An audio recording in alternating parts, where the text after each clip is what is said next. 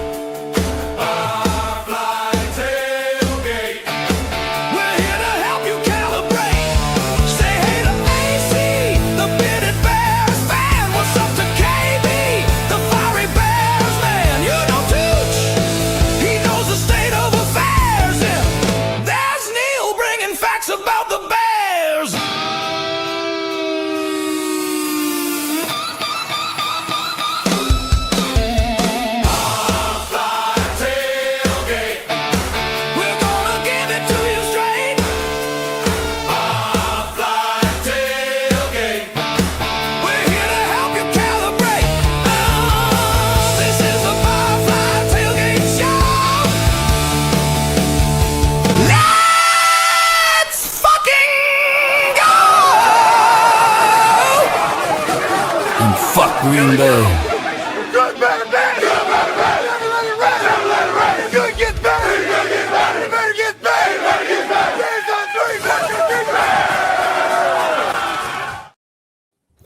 Here we go, Barflies. Welcome to the Barfly Tailgate Show. You already know it's done by Barflies, for Barflies, and all the other Bears fans out there. Oh my goodness, fellas, the Cardiac Bears did it again. If I was a man a little bit older, Tooch, I'm praying for you, brother. I don't know if my heart could handle this season. The Bears take on the Packers again. We wanted the Packers. The Packers wanted us. That's what I heard. Caleb heard it. All of them in there heard it. The first half. We got to hit these intros first. I'm getting ahead of myself.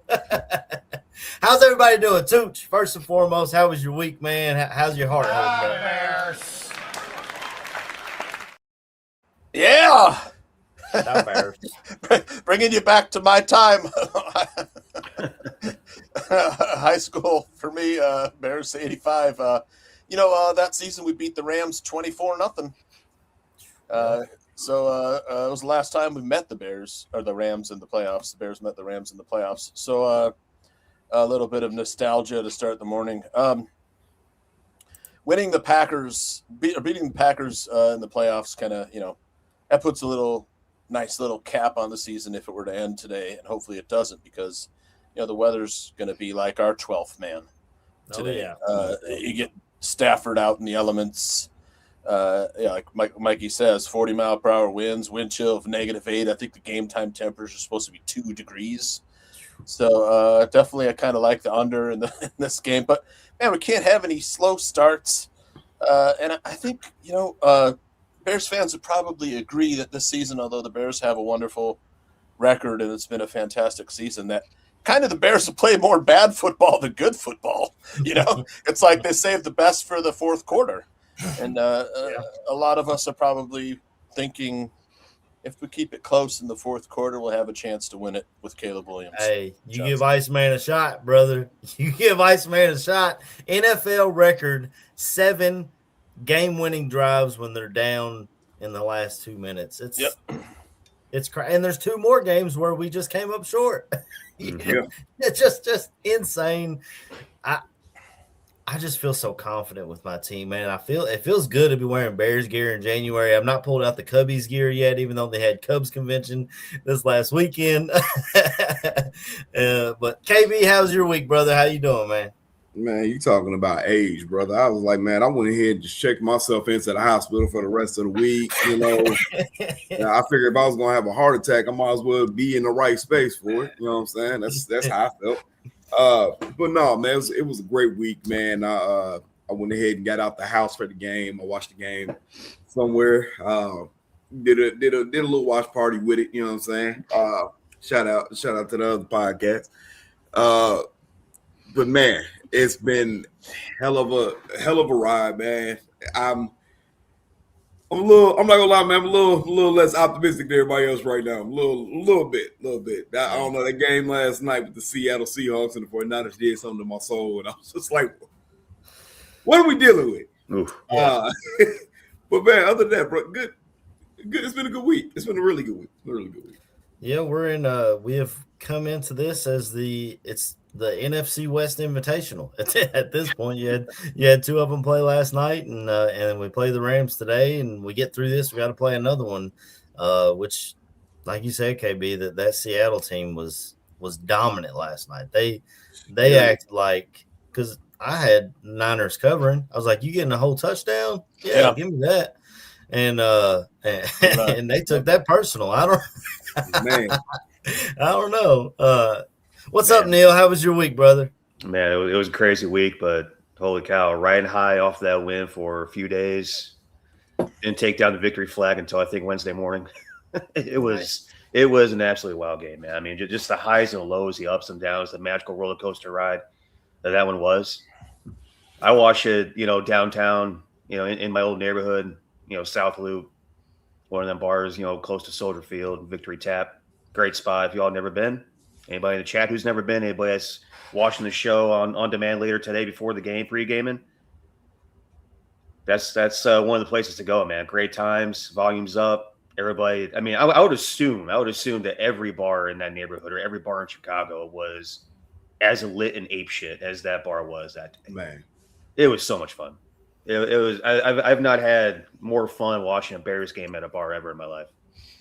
Well, I mean, you guys see it like close to you, but I can tell you as one of the few Kentucky Bears fans that a lot of people know around here, I've got people coming up to me saying, "I'm pulling for you, Bears, man. I'm pulling for them." So the faith and seeing what the Bears have been able to do this year and been so exciting has not only got Bears fans fired up, I got other fan bases telling me, "Hey, we America's team right now, right?" It feels Can we argue that? Yeah. It feels like it. Take a back seat, Cowboys. Bears are America's team right now. Fans love a come from behind win, and Bears have had plenty of them. Absolutely. The average fan loves come from behind. They love the underdog. Well, I mean, get us right into it, man. We played the Packers last week. The Packers come to town. We get the ball first and drop down, get stalled out, kick a field goal. They score a touchdown. We get it back, go for it on fourth down. They get it back and score again. And then before you know it, but you couldn't even blink, it was 21-3. And I was like, what in the world is going on here? I know Ben Johnson got a lot of hate for going for those fourth downs, but I was like, are y'all watching the same defense I'm watching? Because we couldn't stop a nosebleed, let alone this Packers offense. So I understood going for it on fourth down. It sucks that you don't come up with those. But from their own 32 down 14-3, though, how did you guys feel about that? I was perfectly fine with it. I know we didn't get it, and hindsight's 20/20. Yeah, but when it happened, I was like, I mean, what are we gonna do? Kick it back to them and let our porous defense go back on the? At the time, they were just terrible. They were absolutely garbage. Couldn't stop anything. If you were a player, would you take that? If you're a defensive player, would you have taken that as a little bit of a message, a veiled message? They should. Yeah, you absolutely should have. You should have at that point realized, okay, coach doesn't believe that we can stop them, and that he doesn't care at whatever point where we're playing from. But I mean, at that point, man, I was hearing people saying that was a horrible call. I'm like, bro, I get it. You got to give yourself the best shot to win, and it was starting. The dam was starting to break at that point. Yeah.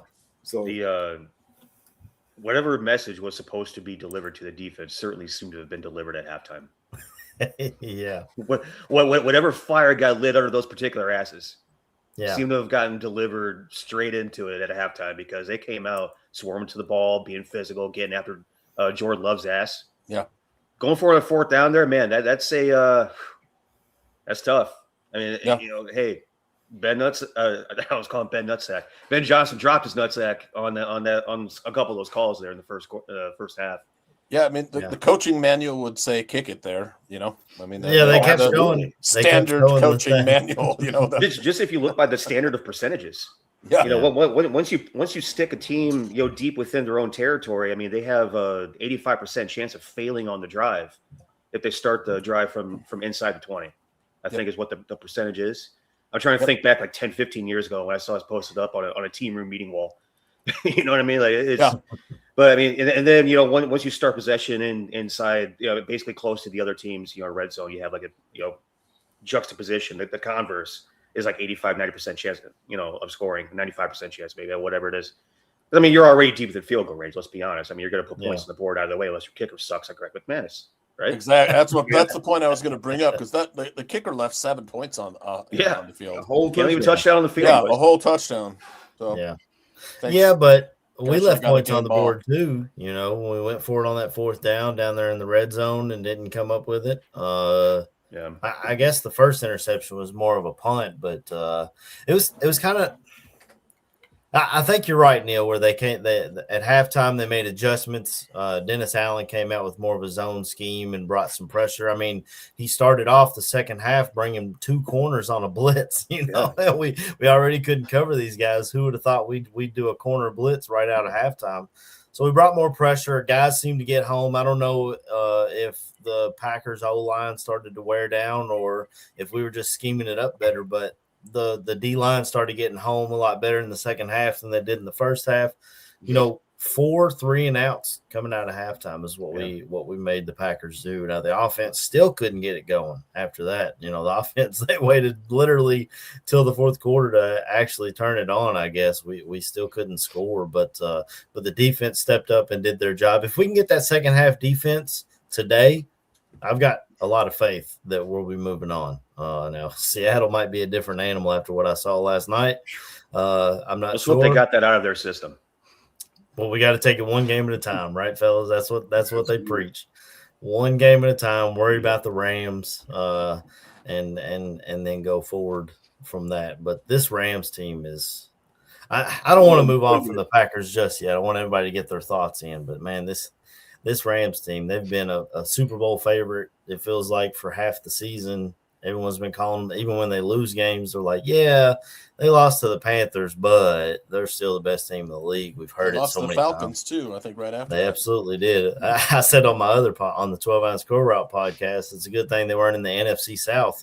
Who knows what kind of record they'd have, because that's who they struggled with. The Curl Route podcast, how did your Packers fan, running mate there feel after the game? He's been texting, but his wife just had surgery, so he's actually missed the last 2 shows. But like I've told a lot of people, Kyle, I was in the Army with him. He's a Packers fan. Yep. But I think part of it is because he doesn't actually own a cheese head. Because I think when they wear those cheese heads, it kind of melts down into their brain and they get the dumbest takes of all time. Fondue brains there. Right. So I think that's part of it. But he is one of the most. He'll jab at me obviously when the Bears are bad, but he's one of the most level-headed Packers fans I think I've ever met. I don't know. That's probably the nicest thing I can say about him. That sounds about right. That sounds about what my guy is. Shout out my boy Dash. He's a big Packers fan. He's an owner. He has one of those things going on. We got the picture too. Shout out to him. He texted me. I got looking at for the beginning of the third. He texted me at the beginning of the third and said, "Man, I'm worried." I said, "What you worried about, man?" I said, "Y'all kicking our ass, bro. What you worried about?" He's like, "Man." He's like, I just don't think we can hold this lead. Then sure enough, the Bears came back. I texted him. I said, "Man, bro, you were right." Yeah. GG's. That's all that could be said. I was so shocked in that second half. That 4th quarter was exhilarating. I couldn't sit. I was in my bedroom watching. I wasn't at a bar like y'all. I was in the room watching it. I couldn't lay down. I'm standing. I'm got my hands on my head. I couldn't. Your boy was stressing. But every After emotion. halftime, everyone's like, it was a good season, Right. regardless. We're a year ahead of schedule, you know. I don't think I tweeted it, but I texted it. You know, same shit, different year. I did tweet. I said I'm so sick and tired of losing to the fucking Green Bay Packers. Thank God Kyle Brandt didn't see that and put me on blast like you did. Hey, bro, like he's been doing some. That's why I hosted them Twitter fingers, brother. You want to be famous and you want to be infamous, boy. Kyle Brandt will make you infamous. Aaron, I got somebody who's got a message for you. Never fucking give up. Never. Absolutely right. Absolutely right. And I should know better. I mean, like I said, we've done this all year. We've seen this team come back time and time again, regardless of who the opponent is. Just that unwillingness to quit, that the relentlessness of this team, from top to bottom, and next man up mentality. We lose TJ Edwards and DeMarco Jackson comes right in and I wonder if he hasn't played better. Well, I don't know. He definitely moves better. Guys are flying around everywhere. Yeah. And then we see Trapillo go down, a fucking warrior, tears his patellar tendon, hops off the field so that his team doesn't have to either use a timeout or get a 10-second runoff. What a freaking warrior. Man. We contrast that with the Packers player that went down and just laid there. Yeah. That cost them 10 seconds. Lost them 10 seconds. Go ahead, KB. I was gonna say that Ozzy injury, man. That kind of not gonna lie, because it sucks in the moment, man, especially for the player. But then you got to turn around and look at the fact that now left tackle might be a thing going into the offseason. Yeah, could be. Yeah. Yep. Man, I've never great draft for tackles, man, this season. There's a lot of them, man. A lot of good tackles coming out.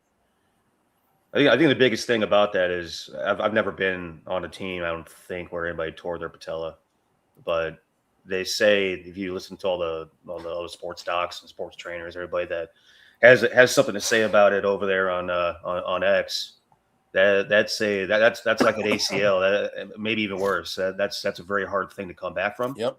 Yeah. In terms of the rehab process, it's grueling, it's excruciating, and supposedly it's not ever going to be the same again, and it's gonna turn into recurring injuries, and it's gonna be a nagging type of deal. I don't know. I have a little bit of patella tendon issue in my left knee for some reason or another that started back in like 2019, and it just continues to be a shit show of an aggravating type of thing every now and then when it flares up. So I can't imagine tearing it. Can't imagine that part of it. But if that's the case, then yeah, you have to. I mean, if you're looking at the draft side of this, if you look at the business side of this, God bless Ozzy. Hope the recovery and the rehab and everything else goes according to plan, and everything else. Like, God blesses that particular patella tendon and makes it as strong as ever. But if that's not the case, you have to think at the back of your head, what's going to happen at left tackle now? Yeah, because you know that Theo's not the permanent answer. You know that Braxton's not the permanent answer, and right. If Ozzy's not Ozzy, if Ozzy's not the type of dude that you expected there to be there, expected to be healthy to be there, then you have an issue. You have to go into this draft realistically, looking now, okay, left tackle might be something we need to tackle in the first pick or two. Right. They say there's like I don't remember where I saw it at, like a 56% chance that he never comes back and gets to the same level that he was at. I just hope that that's not the case. I hope he's able to. But like Squeegee was saying, it depends on the severity of the tear, which we and they all do.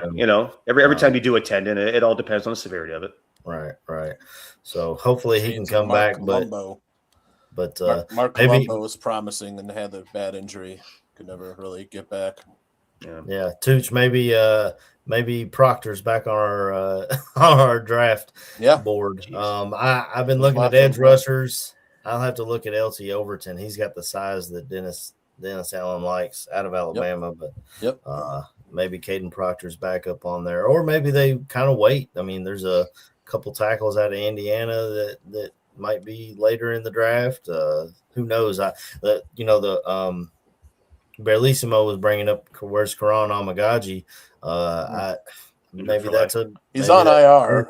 I don't like literally, but I mean, where is he? As I get the get the post, Yeah. We were talking for a while about moving him inside, because he certainly didn't seem to be an option at left tackle. Went into the year as the backup and fighting for the number one job. And I mean, granted, he got injured, but it seemed like before he got injured, he just disappeared. He played at guard, I think, last year, and looked better at guard than he did at tackle. 100%. You got to be a special human to play out there on the island, man. You got to be a special human to match up against them swamp monsters coming off, firing off the ball. Mm-hmm. Joe Tooney gonna play left tackle today. Is that? Oh yeah. Before we went, what are your thoughts on Tooney? You go to left, and they bring in McFadden to play that left guard position. Man, I got to trust the coaches. So I can't. If that's what they think is best, but if that's what they think is best. Yeah, me and my boy AC was talking about that, man. Literally right before y'all got on, bro. I had brought it up. It makes you ask the question if that was something that was floated and that's an idea that was being brought up. What's going on with Theo Benedict? Do we just not believe that he can hold up at left tackle for this game, or did he get it? Is there some type of sneaky injury we didn't know about, or like what's the case that's going on? Because at one point Theo was going to be the left tackle for this season until the injury, and then Ozzie stepped in and then cemented his position as left tackle. So it's like, what's going on with that situation? I lightly remember McFadden, but what's going on with Newman? Like, where's Newman? Yeah, Rookie. that's what Buka said. Where's Newman at? Yeah. It's I don't like the idea of shuffling. That was always a Lovie Smith thing. That was kind of the downfall of his program. When one guy went down, instead of just putting your backup in that position, you want to move this guy over there and move that dude over there, and then this guy plays guard, and this guy's never snapped before, but we're going to play him at center, and it just turns out not good all over. I think I would rather, as much of a downgrade as it is, you got to roll with Theo Benedict at left tackle. His backup is Braxton Jones is coming back off of IR. I don't know what he can do. I know he had the ankle injury, but you got people in place that you are counting on. It really comes down to what Dan Rochar wants to what he sees. Yeah. And I trust his judgment. I think you just got to roll with Benedict, though. What do you think, Neil? Yeah, you have to. He's the only other one that's gotten meaningful snaps at left tackle all year, and you can't put yourself in a position where you're just taking chances like you were just talking about, like Lovey would do. You can't. It's a NFC divisional. You can't just go ahead and be taking chances and shuffling around your offensive line. I think the only shuffle you could potentially make if they did rep this in break glass in case of emergency situation, the whole Tooney to left tackle, Benedict to left guard thing, I think could be something viable. But who knows what they did in practice and preparation leading up to these late season game situations. You just gotta trust the process, man. You gotta trust what his coaching staff decides to do. Like you guys said, I think Theo's gonna be okay. It's just is it Verse that's coming off that side though? Is it Verse that comes off that left side? Yeah, I'm pretty sure Jared Verse comes off the left side, and you've also got Fisk there. I guess he's three technically. So Fisk is another great dude on their defensive line, and don't forget Byron Young. They got two really good edge rushers. It just means we're going to be playing a lot of 12. That's all it means. Maybe 13. That's what the Rams like to do. They put you in 13 personnel and run the ball, spread you out, do whatever they want. And the Bears are I believe second most we run in the 13 personnel with Smythe, Komet, and of course Colston Loveland, who has turned out to be an absolute star. 15 targets last game. Just a stud. I loved on ESPN 1000. I think David Kaplan went back and found it. ESPN Wisconsin was at the draft when we drafted Uh-huh. Colson Loveland. Yep. They all laughed and said, "Oh my God, that's so Bears. They picked a tight end, but it's not the right tight end. They left Tyler Warren on the board, blah, blah, blah." They were laughing. It was the funniest thing they ever saw. I don't think they was laughing too much last weekend, though. When they see your boy running wide open all night long, man. And that dude, God forbid a white boy have a little motion, right? I was just about to say that. God forbid a white boy have a little motion, God damn it. Hey, man, I thought it was watching the Packers crash out. Yes, all the Packers fan crash videos. out video. They're like, Loveland again. He's open. Right. Great. Guys, the Bears fans crashing out in the chat right now. Yeah. It's my boy, really? Tom Grassi. Shout out Tom Grassi. But it got to a point where he was just like, and Colston Loveland open again. He was like, I'm just going to have to make a soundboard for that at this point. Oh, loved it. They didn't have nobody that could cover him. They didn't have nobody. They tried putting corners on him, safeties on him, linebackers.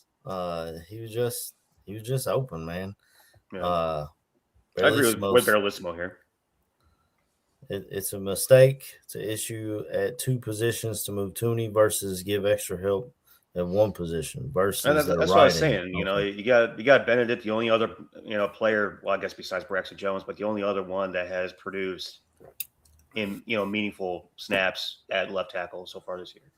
You got to play the guy. That is your option. I brought up Tooney to the left tackle because that's what the Chiefs did last year. That seems to be something he's comfortable with, but we're talking about things they're comfortable with, not what's the right or wrong thing to do, right? Play Benedict off the left side, and like I said, you're just going to end up playing a healthy amount of 12 plus, and you're going to have some tight ends and tailback pass pro help on that left side. I don't see any reason why you can't function offensively in that type of scenario there, that type of personnel. Yeah, and I think you got the tight ends that can help out whoever you put there at left tackle. So we'll be chipping and helping out. Man, it seems week after week we're getting opposing fans in the chat room. I'm not sure who Raymond is a fan of. He's talking about the Bears moving to Indy. I got Go Rams. I think I saw Packers in there earlier. GG's Packer fan. Some of the Packers fans from last weekend, I think, are back. Hey, that's cool, man. As long as y'all come in, give us views, hit the like on your way out, or stick around, whatever the case may be. We don't talk about teams that ain't playing this weekend. You feel me?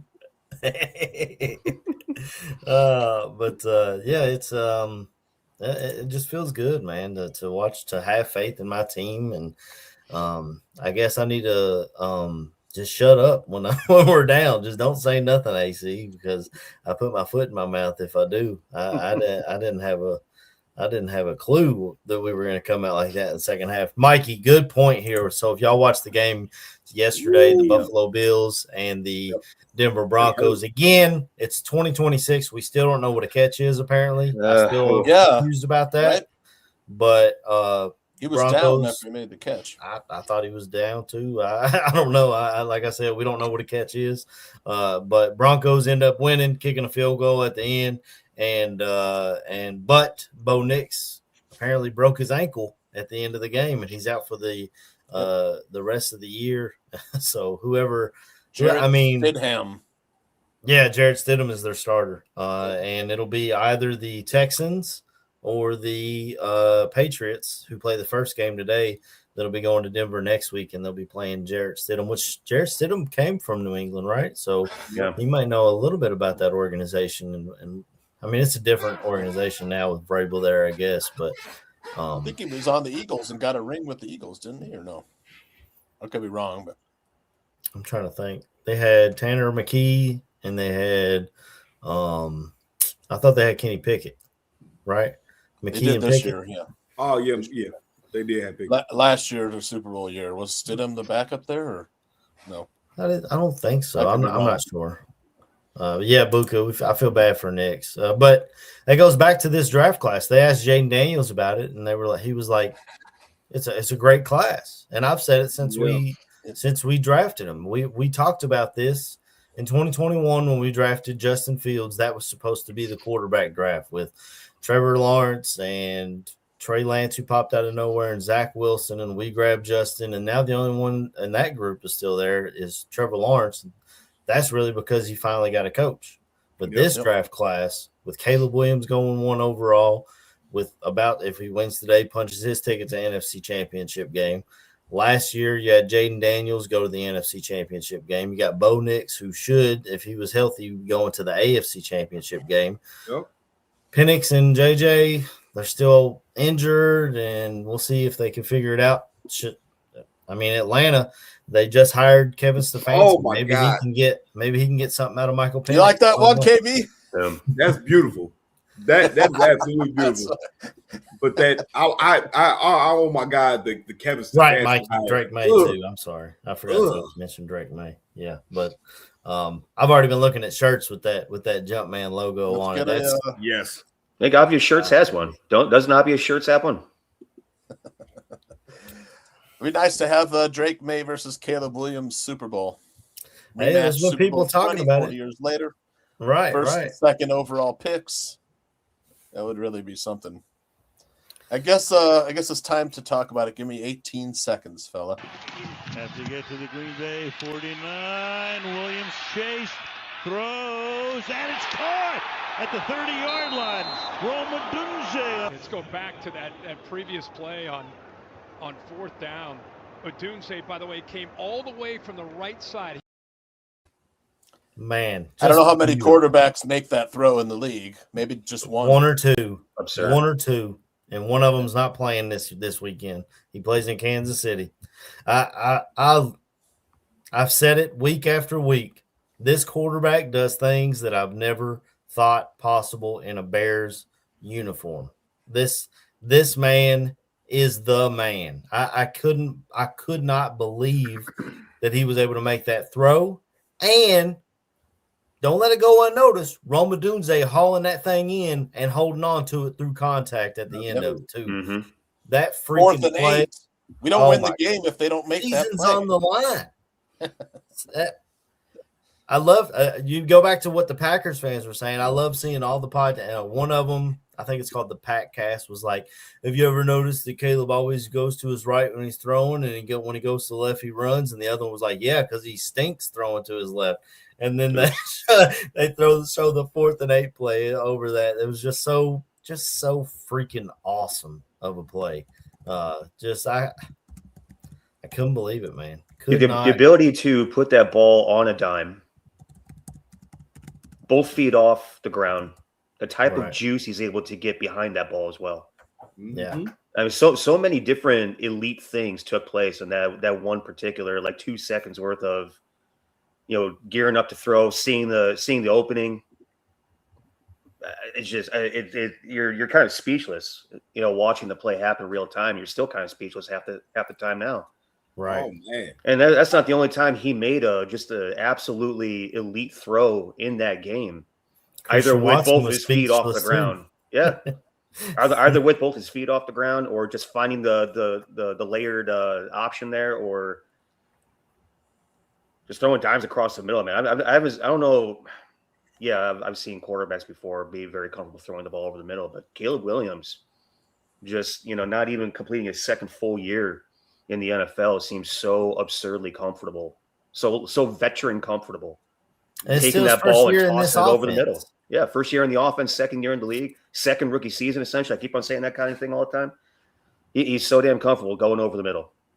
And you love that. That goes back to, was it week 2, week 3, somewhere in there, where Caleb Williams kind of sounded cocky a little bit in the post-game press conference, or maybe it was practice week press conference, where he said, I think I can make every throw. Damn right you can. Right. Damn right you can. Feel free to carry that confidence in every game. That was the amazing throw against Cleveland. And they said, wasn't that kind of a ill-advised throw? And he goes, I can make every throw. God, it feels like so long ago, dude. Yeah, it does.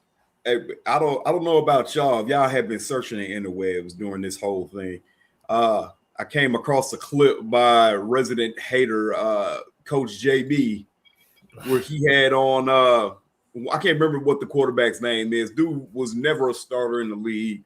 They're sitting there critiquing this throw, talking about oh man, it was so lucky, it was this, it was that. Then the other guys on there talking some, oh, well, he had Colston Loveland open on the right. He was wide open.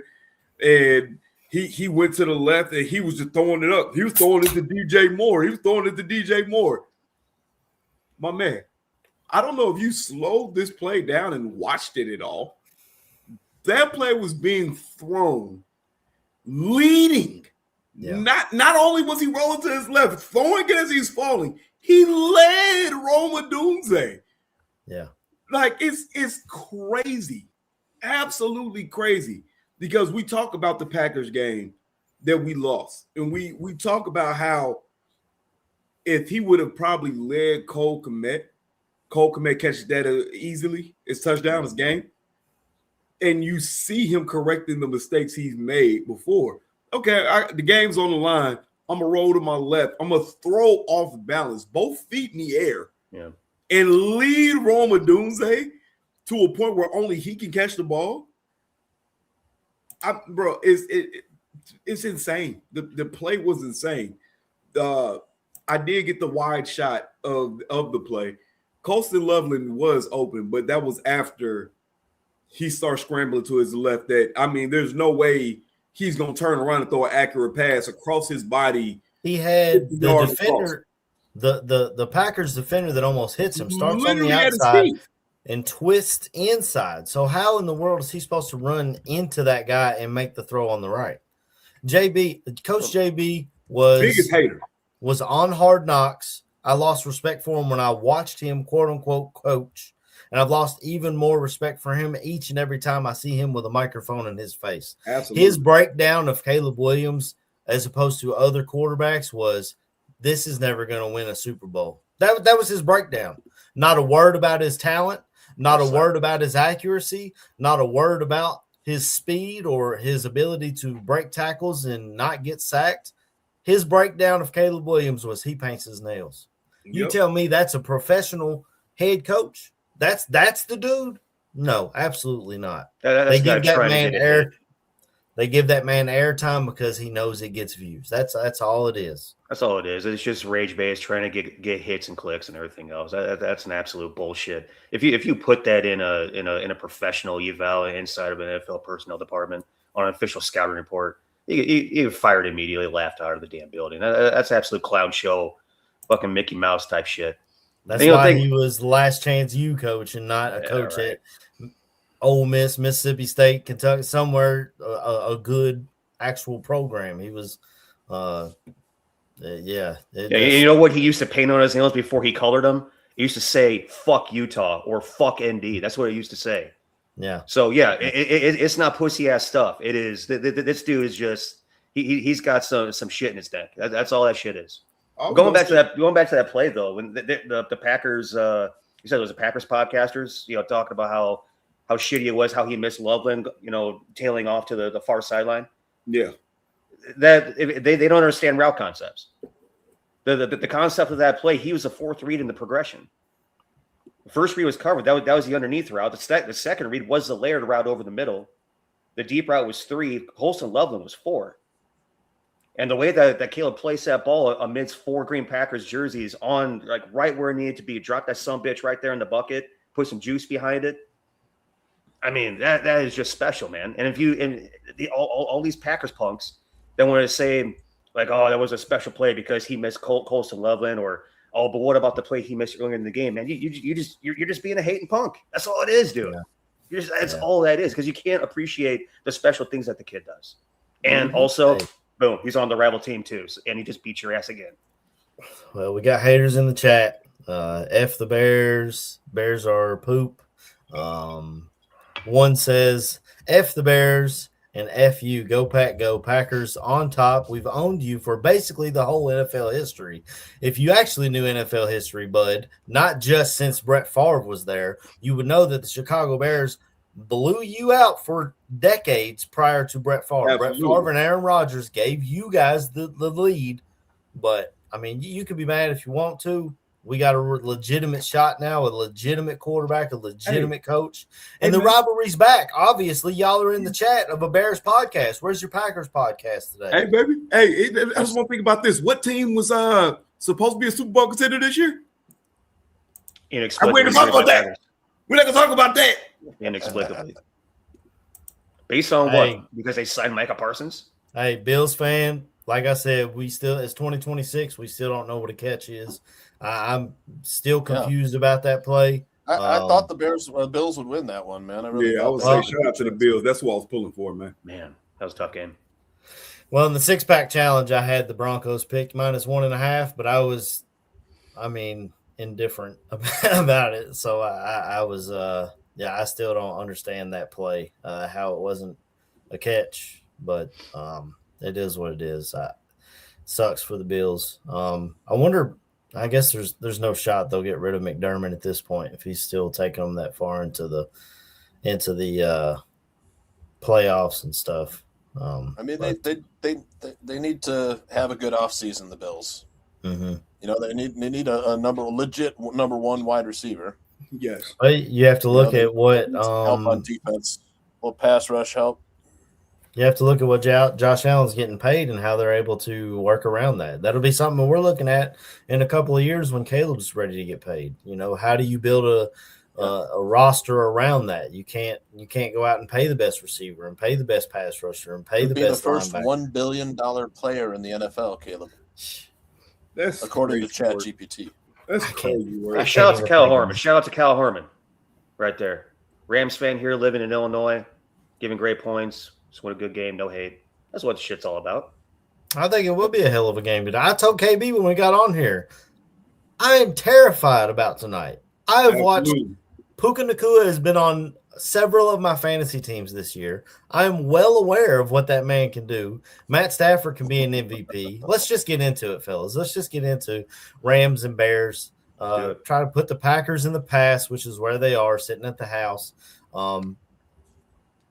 Matt Stafford, MVP this year? And who says no? Before we put the Packers to bed, one last thing. All right, now we can put them to bed. Yeah. It's a great it's Bears Rams tonight. I was glad that they gave us the latest game because I wanted it to be as cold as possible. And I get it. Hey, y'all are leaning on the weather is what I was listening to ESPN 1000 this morning. A guy called in and said, you guys are using that as a crutch if you're a Bears fan, just looking into the weather. Well, even Tom Brady said when he went to Tampa Bay and they had to travel to Green Bay, it was difficult for him to get back into playing in that cold weather, even though he played in New England for over a decade and a half. Even he said that. So, yes, this is something to watch. Devontae Adams played in Green Bay for years. He's played in the cold, but he hasn't been in the cold in a while. Puka Nacua played at BYU. It's not exactly South Florida, up there in BYU. But now, what is it tonight? 19 degrees high or something by the time it's kickoff time. Yeah, it's gonna be. It's already in the negatives. I was gonna say, bro, it's cold now. It's -10 outside. If I haven't stepped outside yet myself, but I woke up this morning freezing my ass off. The heat hadn't kicked on yet. Yeah. I sleep with this thing ice cold over here, but it's bright and sunny outside, so the sun is going to help during the daytime. But this game kicks off after dark, and it's already -10. Well, Matt Stafford, not Brian Stafford. Yes, he played in Detroit. Stafford? He played in Detroit in a dome. He's talking to someone named Brian. Stafford commas are important. Commas are important. We would accept a colon or a dash there too, John Parham. But I was confused. I was like, "Who's Brian Stafford?" Bro, I was like, "Who the hell is that?" I didn't know they had a new quarterback. But he did play in Detroit, but he played in a dome. This is a guy who grew up in Texas, then went to Georgia, then went to Detroit, played in a dome, and now he's in LA. He's like 1-9 when the temperature's below freezing. Yeah. And dome teams, warm weather teams come into inclement weather where the temperature's freezing or below in the playoffs, 1-15. Well, the record says that, but his numbers are still pretty good. A lot of people point at the snow game last year against the MVP the Eagles. this year. Yeah. Should be. Look at his numbers: 4,700 yards, 46 touchdowns, 7 interceptions. To me, touchdowns, whatever he has here, it's crazy.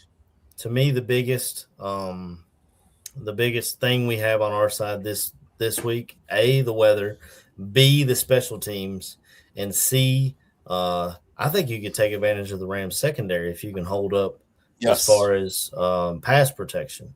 Yep. Now, every time I watch them play Carolina, Carolina has 2 lockdown high draft picks at corner, which help them a lot. And if they hold on to that interception in the end zone, Puka, we don't have that. Puka, turned into a defense. Exactly. We don't. Well, Kevin Byard's pretty damn good. If he throws it up there and gives Byard a chance, I think he's got it. But I forgot where I was going. I totally lost my track of mind. When the Panthers played them both times this year, they ran the ball really well against them. The first time they played them, Rico Dowdle had a great game.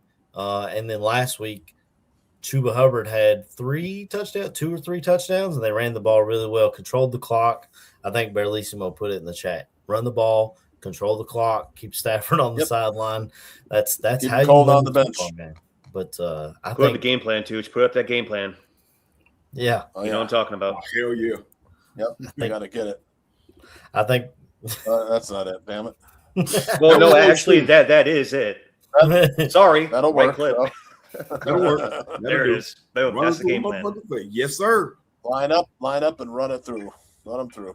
Straight on through. Yeah, let's not forget the swirling winds, the lake effect. I've been to a Cubs game on Father's Day and had to buy a blanket, so I couldn't imagine being here in January. And it's just, I don't. Maybe I'm just a delusional Bears fan, but I'm not.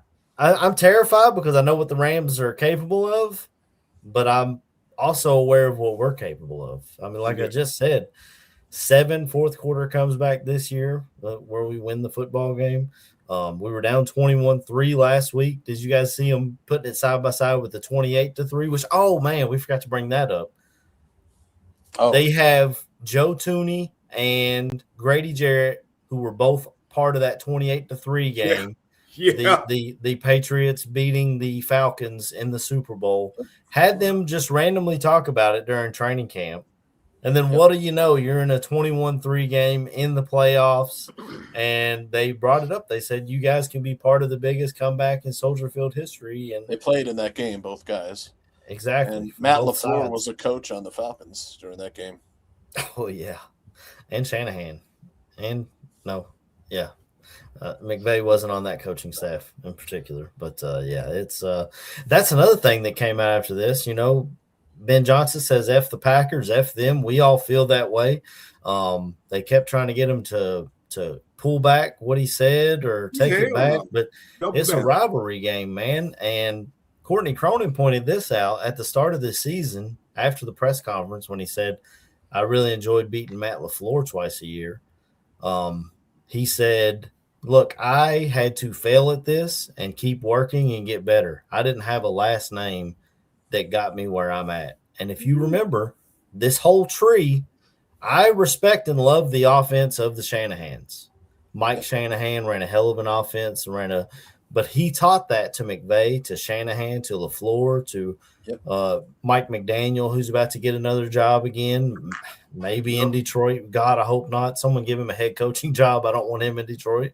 But that tree gave them a leg up on the competition, gave them the ability. And I'm not saying they didn't work for it. They absolutely worked for it as well, but it sure helped them a lot when they were saying, well, he's a Shanahan. I mean, we're seeing it this year with Shula, the defensive coordinator we're going up against today. He's getting interviews because it was his dad or his uncle was Don Shula, the winningest freaking coach in Miami history and all those things. We see this a lot, but Ben Johnson's dad was a high school football coach and a principal.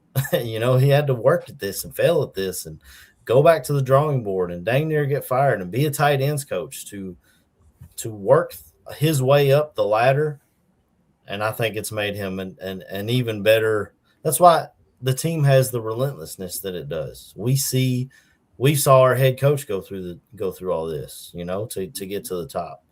But that was a big thing this week that I kept hearing was they were so mad that he said F the Packers. And it seemed like every former player, former coach, someone who was in the league was perfectly fine with it. And everyone who had a problem with it was either a fan or some media guy who never took a snap of football in his life.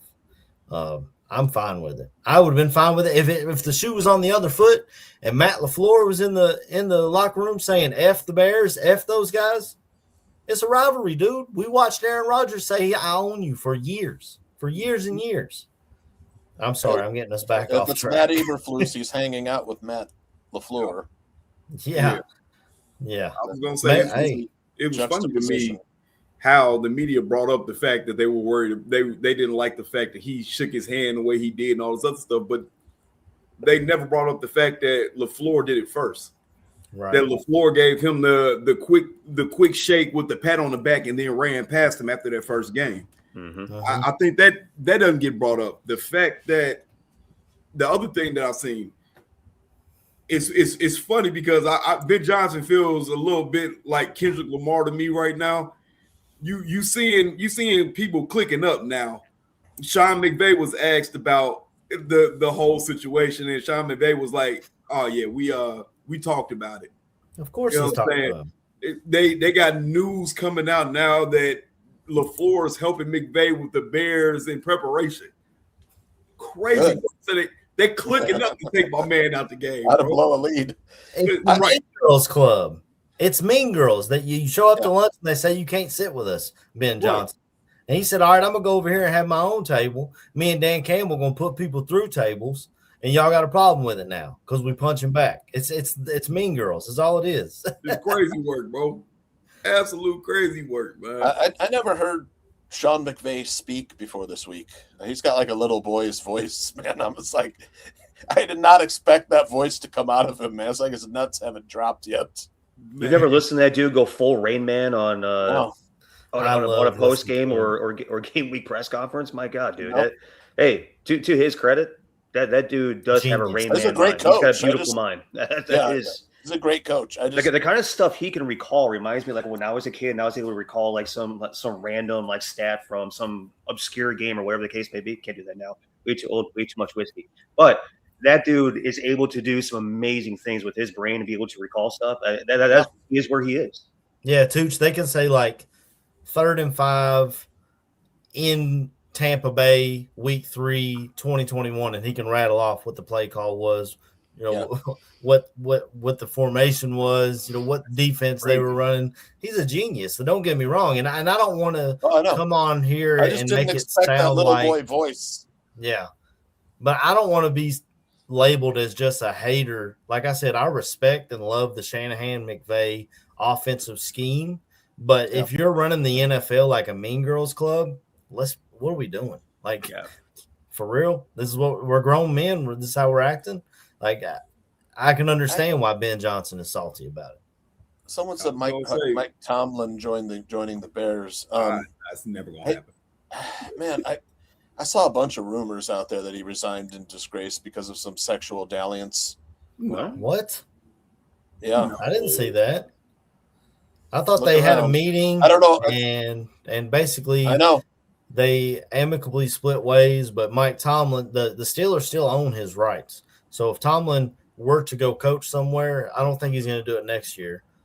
He's already been down at Georgia supporting his daughter, who's in the gymnastics team down there. Shout out to that, it's not man. true because I love Mike Tomlin, but I did see. I don't see rumors about. I've never heard anything. I think that. That's one of the things that came out that I feel like they tried to hit Brian Flores with. You know what I'm saying? Let's discredit his character as much as we can. Steelers released his rights. Oh, did they? I'm not spreading it. I'm just saying what's out there, Pilgrim. I didn't know they released his rights. I thought that was the thing is you had to trade for him. I respect the Steelers. The Steelers are always so competitive. They draft fucking well. I'm just saying. I saw some internet rumor. No, I don't believe that, man. The way his mindset is and his personality, man. I don't see that. He just strikes me as all business, man. Yeah. I don't see him. I love Mike Tomlin. But I was shocked at what the guy said about them releasing his rights. I hadn't seen that because I was under the assumption that it was a Sean Payton situation where he could take a year off or go to media, and if somebody wants him to be their head coach, they'd have to trade the Pittsburgh Steelers for him to get his rights. I had not seen that they released his rights, so I'll have to check up on that. Tall and Lanky said, good luck to the Bears today as a Packers fan. Thanks, bud. That's what the rivalry is about, man. We can have a friendly rivalry and not come at each other personally. It's very, very possible. Yeah, somebody would some people like to just root for the NFC North, you know. Well, I ain't one of them. If I'm honest, I never did it. I'm fully in my bag. I hate the way that you walk, the way that you talk, and I hate the way that you dress. All them colors, bro. If it ain't orange and blue, bro, I don't want to see it. Look, I got some thoughts on this question. Would I love to have Max Crosby on the Bears? And that would definitely, absolutely change the defense of the Bears for, one of the, upper echelon defenses, I think. But I just don't know how they would make it work. It's going to cost you a draft pick. Or two. Or two. The salary cap's going to have to take some finagling. You're going to have to ask some players to restructure. Absolutely. Trey Hendrickson would be a free agent. Be a little easier. It's not going to cost us a draft pick. And then it opens up the NFL draft next season for where you can do some things, whether you want to go offensive tackle or defensive tackle. That would be my plan, to grab somebody, a free agent, pass rusher. He's already played for Dennis Allen. Bears are now an attractive destination for free agents who want to play on a winning team, play for Ben Johnson, whatever you want to call it. The Ozzie Trapillo injury, if you're not looking at offensive tackle before, they're definitely looking at it now. Yeah, they definitely opened up a whole new can of worms in terms of pre-draft conversations now. Sure did. So those meetings look a lot different now, and that's why you probably are not mortgaging the future anymore on getting a Max Crosby type. That's true. Because now you're looking at one very elite need to go into two potential very elite needs. Yep. You're gonna need we can't be messing around with that. I guess that's what I'm trying to say there. Exactly right. I mean, those are the top positions in the draft. Mm-hmm. Edge, left tackle, cornerback, and quarterback. Now you're looking at two elite premium positions. Those players go off the board first. Mm-hmm. Quarterback, left tackle, pass rusher. Yeah. I'd love to have Crosby, but I think that Brian Flores will be hired by the Las Vegas Raiders as their head coach, and he will not allow Max Crosby to walk out that door. And Max Crosby, I think that should be who they go after. I didn't even notice it until I put this out here on the 12 Ounce Crow Route podcast.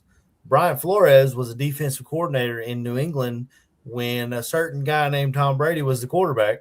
So they already have a connection there. He could bring him over there. And if you're Max Crosby, that's the kind of defense you want to play in. Like, you was getting that out of those guys? Absolutely. Let's stay here and do this. I would make a run at Trey Hendrickson, offer him like a 3-year with kind of the third year is kind of more like an option out, and give him like a 2-year deal where you get some. Played with Dennis Allen in New Orleans, so that's definitely who you got to look at. But like you said, as far as restructuring contracts, we're going to have to do that anyway because when we hit free agency, we don't have a ton of cap space. So, but shout out to the Bears. Lately, they've been willing to dig into the pocketbook. So all you got to do is try and get some of these guys to take a signing bonus or turn a lot of their salary. Caleb's on a rookie deal. Right. A lot of their salary into Caleb's on a rookie deal. You gotta make it work.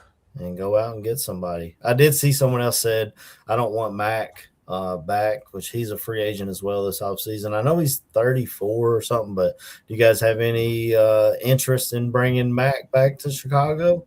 I don't know if Dahlman would give him his number or what he'd have to do for 52. But y'all got any? It would be like a plan B or C for me. I would go after Trey Hendrickson and try and get him, into the defense. You got to rework some contracts, Montez and Jalen Johnson, maybe Joe Tooney. try and rework some of those big numbers, spread it out with the signing bonus, and get the number down.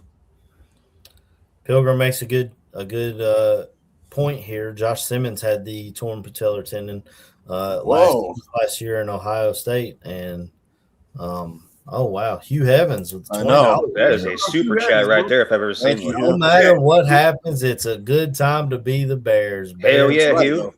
Hell right. yeah. He's right, though. I mean, this is like the most fun season I've had in a long time. I mean, Club Dub was fun and stuff, but I never really believed in Matt Nagy. I got to be honest with you. It felt smoke and mirrors, didn't it? Yeah. Well, if you remember that year, 2018, the defense balled out. The offense, a lot of times, were scoring on trick plays. Santa Slay, getting your offensive tackle out, and then doing this and that. Where we have some trick plays, but we'll also line up and run through a motherfucker's face too, right? So you see you guys watch the Bills and Broncos, because there was a hook and ladder play that the Bills scored on, and there were commentators. So that's the Ben Johnson effect, you know. It's like teams are running it now, you know. They're running it in desperation at the end of the game, you know. The hook and ladder, practicing it, running it. Well, it's more of a chance to hit than a 60-yard Hail Mary where you're just throwing it up and hoping to God one of your guys comes down with it. But yeah, shout out Hugh Evans with the man, super very chat. generous. Thank you so much. We're like, to me, it was ever since a couple of us were really, really young when the Bears won the Super Bowl back in 85, 86. I was born in 88.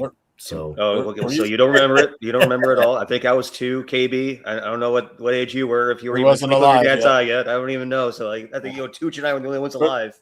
For me, it was senior year of high school, man. It was fucking awesome. Dude. It was like a great send-off, man. Tooch had awesome hair back then. Man. I bet.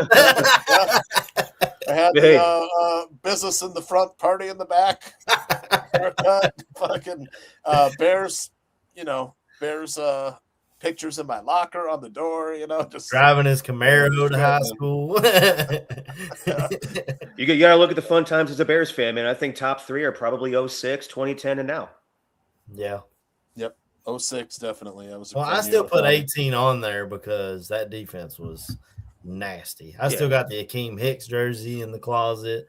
I still got a Mac jersey. I mean, that 18 team the defense was fun. Back when Eddie Jackson wore 39 and made plays. Yeah, back when Eddie Jackson wasn't overpaid, soft ass. Yeah, when he got paid, it kind of went downhill from there. Speaking of 06 or that team, did you guys catch Bare Their Souls? I posted this. Do you know who this is? He was inducted into the Iowa Sports Hall of Fame this 2025. The hell? Recognize him? He's the quarterback coach for Southeast Polk High School here in Des Moines. 10-5 record with the Bears as a rookie. Oh no, that's not buddy that went to Denver. It's Ortman. That is Orton. Oh shit. Yeah, he lives in Des Moines. Dude, what a stash, man! I thought he grew a beard and disappeared to the mountains. I didn't know he was out. What there. an absolute stash that dude! That is all-star stash. He's from Altoona, Hall of Fame Iowa. stash. He's like Altoona High School. Man, so he's coaching Southeast Polk. My father-in-law still swears that they should have stuck with him and not traded for Cutler. Right, it's Orton, Matty. Yeah, he still swears. 10-5 as a rookie, man. I know he wasn't putting up great numbers, but the dude was winning, man. Yeah, he just managed in the game. Yeah, he was the last time we had good winning record against the Packers, but Caleb Williams has already matched all those quarterbacks of yesteryear with his wins against the Packers at 3. That's how bad it's been. He's got 3 wins. Got no damn Dallas star in the chat, boy. Y'all ain't been to the playoffs in how long? Y'all ain't won a division in how long, brother? The Cowgirls have entered the chat. Unbelievable. What it was is he heard us say that the Bears are America's team because I keep telling people that everybody's cheering for the Bears, and it just made his ears burn a little bit. He's like, "What's like a Spidey signal?" You know, he had to hop on here and see what was up. I got a buddy at work who's a big Cowboys fan, and he just bought a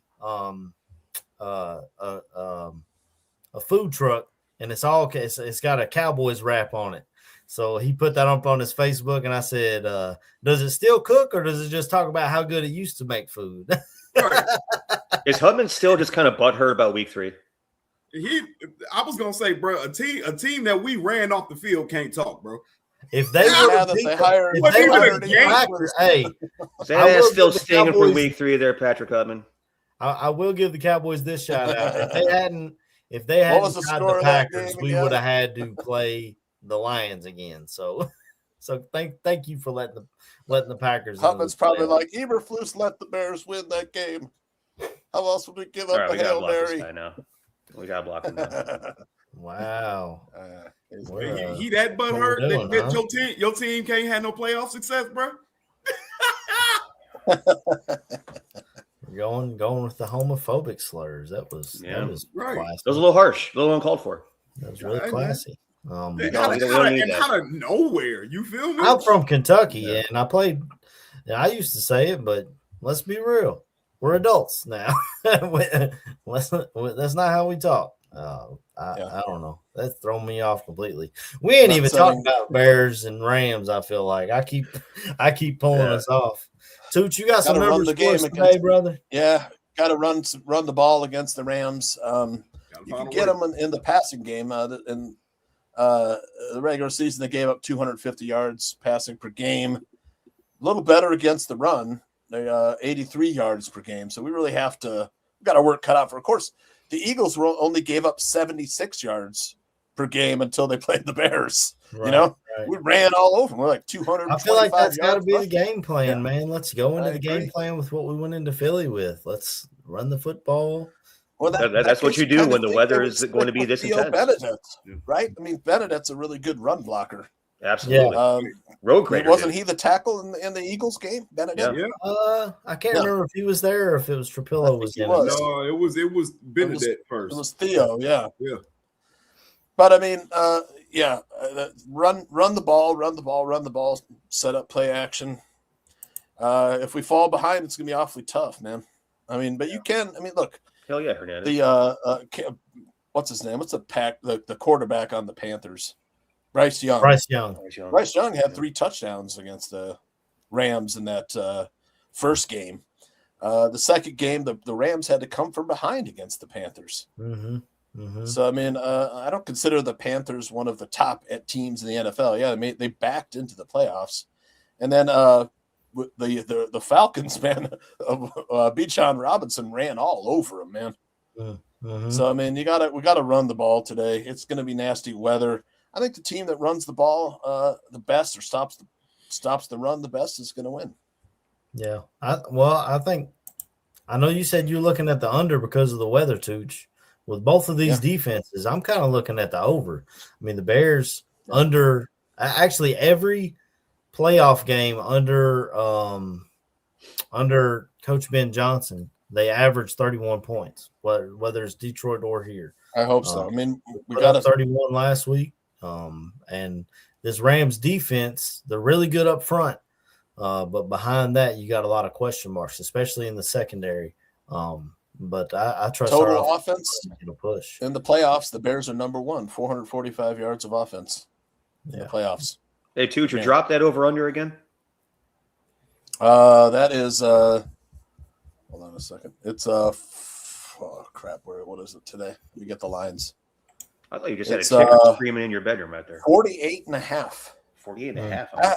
I make the game at 46, so I would lean under, and then the weather kind of gives me, some pause. But I mean, the Rams and Panthers lit it up, So the total. I mean, look, I liked the under in the Broncos and Bills game. Both the defense has been playing well, and that game went way over. Yeah, I bet that. That was like overtime, dang. Yeah, that temperature at kickoff was a much different of a situation, though. Yep. That was like a 34-degree kickoff temperature at kickoff. Yep. We're going to be air temp 15 -2. feels like temp in the negatives. Mhm. Like I said, it's already -10 right now. I'm not sure it even gets up near 0. I was gonna say, then y'all. The temperature actually dropped 1 degree since we started the show.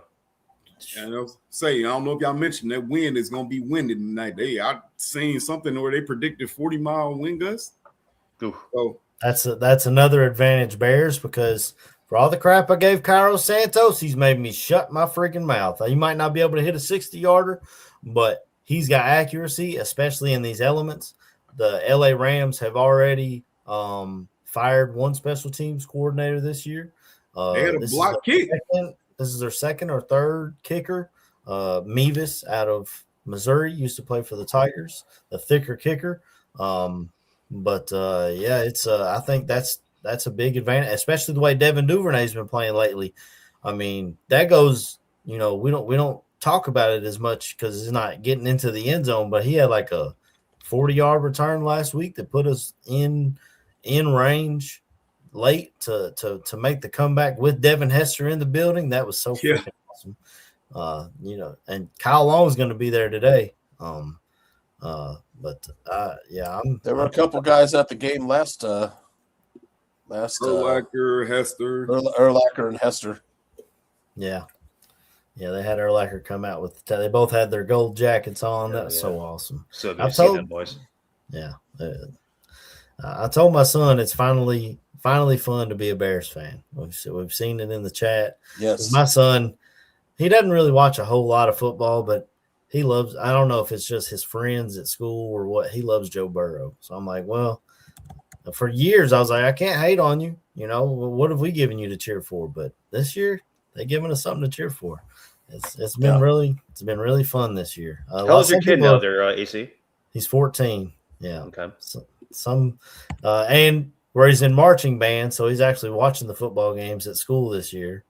So he's getting a little bit into it, I think. But he'd much rather go to a football game or any sporting event than watch it on TV. I guess just being in the crowd and in that atmosphere. Absolutely. He's all about that. Yeah, shout out Joseph Hernandez in here, Rams fan, coming up with some good points. No lead is safe. Both teams are comeback teams. That's absolutely right. I mean, last week when the Rams played the Panthers, I thought they were going to lose the game, and then that's why we like the over. Matt Stafford just did his thing, and those no look passes, God bless it. Every time I see it on tape, I'm like, how? How are you looking this way and throwing that way, and it's on a line, on a dot, perfect accuracy? I don't know how you do it. I know other quarterbacks have replicated it since then, but Matt Stafford is the OG of the no-look pass. So our secondary, and we're getting C.J. Gardner-Johnson back. I don't trust him in man coverage, but not a man coverage. Tyler Gordon has another week under his belt. They tried to expose him. They picked on him. They was looking for number 6, and that's who they were throwing against. But with Stafford, you can't read his eyes because he ain't throwing where he's looking. It's so freaking difficult as a defender. D-line's got to get their hands up if they're not getting home. I'm loving what I'm seeing. So 5:30 game Central? 5:30. Yep. 5:30. Okay. Yes, sir. Barlissimo sent me. He wants the Bears to run this wham, get the aggressive defensive tackles and hit them with the wham. 0-1 trap. Amen. Key to beating the Rams. I'm sure Ben Johnson's seen the tape. Knows how he's been playing. I know we haven't turned the page, but I'm pretty sure they turned the page the next day. Next day they were turning the page. Yep. It was. I got my two hee-ha-ha's and giggles out, man. But nah, bro, you can't sit there and lean on that, man. You got to start getting ready for the next opponent, man. I've been saying that all year. It's about the next game, bro. You got to be about business. And 24-hour rule. They got it. Right now it's about business. They coming to Chicago, man. It's time to put BTA. You feel me? Whether it's a tough game or not. I'm not covering Puka today, dog boy. Right. I don't know how we cover him. We're gonna have to bracket him, hit him off the line. You got to do something, man. That's the scary part of this. And then they've got we've got a lot of weapons too in Chicago, but they've got 3 tight ends that are all about the same. It feels with the Rams. The game winning catch. What the heck? That tight end was like that was a great ballerina catch on the freaking sideline over there, twist and jump in. Yep. That was awesome. Puka Nacua, like I said earlier, absolute beast. And great. Of course, Devontae he's a zone beater. Yeah, and Devontae Adams has caught so many touchdowns this year. But you get into the playoffs, you can't expect to play teams that aren't great. I mean, it is what I think Devontae Adams, the only player in NFL history to lead the NFL in receiving touchdowns as a wide receiver with 3 different teams. That's a hell of a stat. Packers, Raiders, and Rams. Rams. Yeah. Yep. Jets didn't go exactly as planned. No. Nothing does up there. Nothing does up there. That's a. I feel bad for that franchise, bro. They I like the Browns. I put Nashawn Wright on Puka. Let him bump and run, and got to play man against Puka. He just finds I mean, but at the end of the day, you got zone all the time. Yeah, I was gonna say, but you got to put somebody on DeAndre Mass. I don't know, bro. And you have to get Stafford off his spot. We're not gonna have no Johnson slander in this chat. Stafford move in the pocket. Yeah, I seen somebody said our cornerback Johnson sucks. We're not gonna have no Jalen Johnson slander, dog. He's not 100%. He should not even be playing. It's not 100%. He admitted on whose podcast was he on this past week? It's escaping me right now. Where was he at? I have no idea. He was on one of the players' podcasts where he said, "Yeah, he is not 100% healthy right now. He is getting injections pregame to take care of the pain. This man, basically steroid shots before game to be able to play. He had core surgery. Yep. The man had a bag. I know. Yeah, I know. Ripped his bag and had to sew that bag up. Yeah, that's like, bro, I'm not giving Jalen no hate or nothing like that, because to be honest, the man shouldn't even be out there playing. But you did play more physical to him right now. Riley, it might be a problem, but we don't have. That's a problem, but we don't have. This has been a problem for the past 5 games, man. Right. Yeah. We don't have a choice. We got to run it. You don't have who put that? There's a Shannon Sharp podcast. Yeah, it was. Yeah, it was on Unks. Yeah, it was on Unks podcast. Yep. There you go. That's what it was. They are great route runners. They're not burners, like I feel as Riley said that. But the key to that Rams offense is the timing. You disrupt the timing. That's how you try. You can get Stafford off his spot. We bring pressure. We have to get to the quarterback. You hit Stafford a few times. They have Garoppolo is out in this game. One nice hit knocked Stafford out. We got it, man. Get to him and bring him down. Booker keeps figuring out ways to get home or just affect the play in general. What I would love to see. Remember before the season, there was thoughts about Stafford not playing this season because of his back injury. Isn't that nuts? They put him in some echo chamber on a table, and all of a sudden he plays an MVP level. Like that's not. I think. Minimizing he's the MVP, hits. Man. He's the MVP. It's so. I was gonna say, man, just watching the games last night, because I mean, if we're gonna correlate, man, I hope DA took a page out of the Seahawks book. The Seahawks play a lot of shell coverage, and I did not realize that. I didn't realize their defense was as good as it was. I knew they were good. I didn't know that they were. It's like Houston, Seattle, 1-1A. Yeah. So I mean, I know we don't have the front four to get back to the quarterback like the Seahawks do or the Texans do. But to be honest, man, play that shell coverage. You know what I'm saying? If y'all think Tyreek's gonna play any today? We got no dog man here saying. I think he said put him on Adam Watson with the helmet on the ball, saved a touchdown. You got to play Stevenson, man. I said that last game, man, because you looking at Nashawn. Nashawn's getting burnt all over the field now. Mm-hmm, mm-hmm. It was like as soon as he didn't get that All Pro nod or that Pro Bowl nod, bro, it was like It But literally he's his long. game went down. He's got the length. He does, long but too. You know, him playing against savvy receivers, they get him badly. So it's I this, don't know. really, it's the smaller receivers that get the Bears, man. Those little fast receivers, we had trouble with the guys at Green Bay guys got. like all Green Bay has. yeah. Sheesh. So we're looking at Tutu Atwell. Who else does the Rams got that kind of fits that mold? I feel like they got a little slot guy Definitely. that's always there. Kanata Mumpfield. Hernandez says that they have pass rush, but they struggle against mobile quarterbacks. I'm surprised that I haven't seen Caleb use his legs more in the playoffs. I feel like there's some plays that's the problem with the Texans too. Yeah.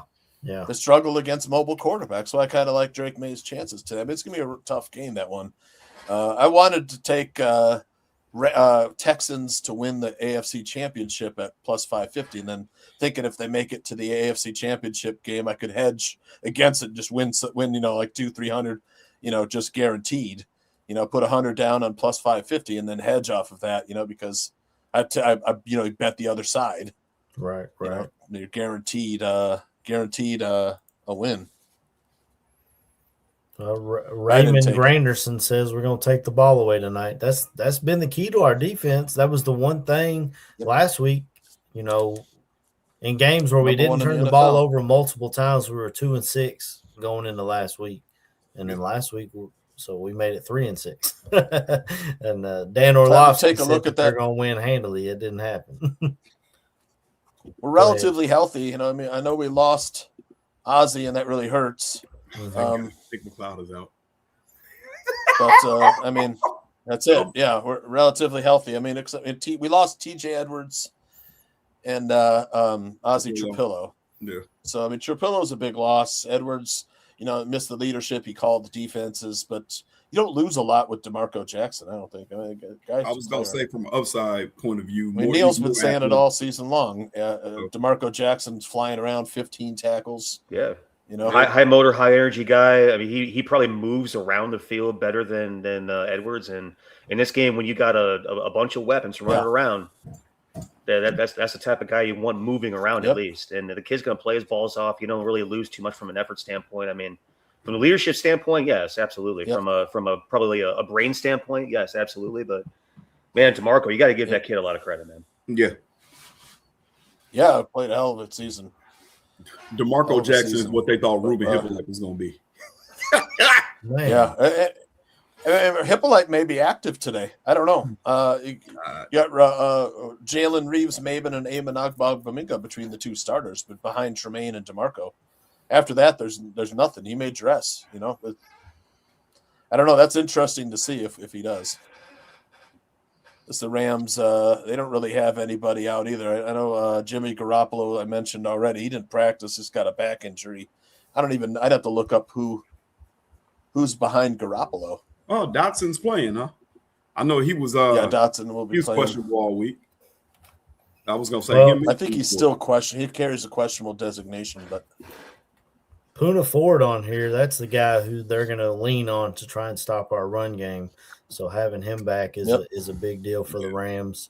And of course, Matt Stafford with the finger. There was no damage when they X-rayed it, but you never know how that's going to react to the cold, man. When you get out there and you're hurting and it's cold and you can't get any can't get a break from it. But yeah, Jimmy G backup is Stetson Bennett. Oh, former Georgia guy. So he ain't played in this either. Yep. He ain't played in this either. Nope. That'd be something to watch. For sure. Everybody been saying all 5'11", year. 190 on Bennett. I thought he was taller than that. I didn't realize he was that small, bro. That's crazy. I didn't either. He's sneaky athletic though. At least at Georgia, he was. He was. He'd get outside the pocket and make plays. Kid's a hell of an athlete, man. He can move with the ball and he can be mobile and evade pressure out of the pocket. He was listed at 6 foot 200 on Georgia's Georgia roster, I think. Yep. I doubt we're not going to see that dude. I know he's got the hamstring, but all those Rams wide receiver or tight ends can catch the ball really well, man. Yeah. That's like I Higbee, said, they're Parkinson, like interchangeable. Yeah. It's like they're interchangeable. They're all- They all do the same stuff, so it's so difficult to defend against them. Man, I mean, there's one guy that it all comes down to today, though, for the Bears, I think. Boom. Absolutely. nice man. That's him, man. Are we superstitious? Is anybody superstitious here? Yeah. I'm a little stitious. A little suspicious. I'm a little. What's the advice we need to give the fan base today on their game day or pregame activities? Do we keep this thing the same as last week? Can you stray away from the thing, or what are we doing? Exactly bring that spaghetti. what you did last week. Bring that spaghetti in a plastic bag to the stadium.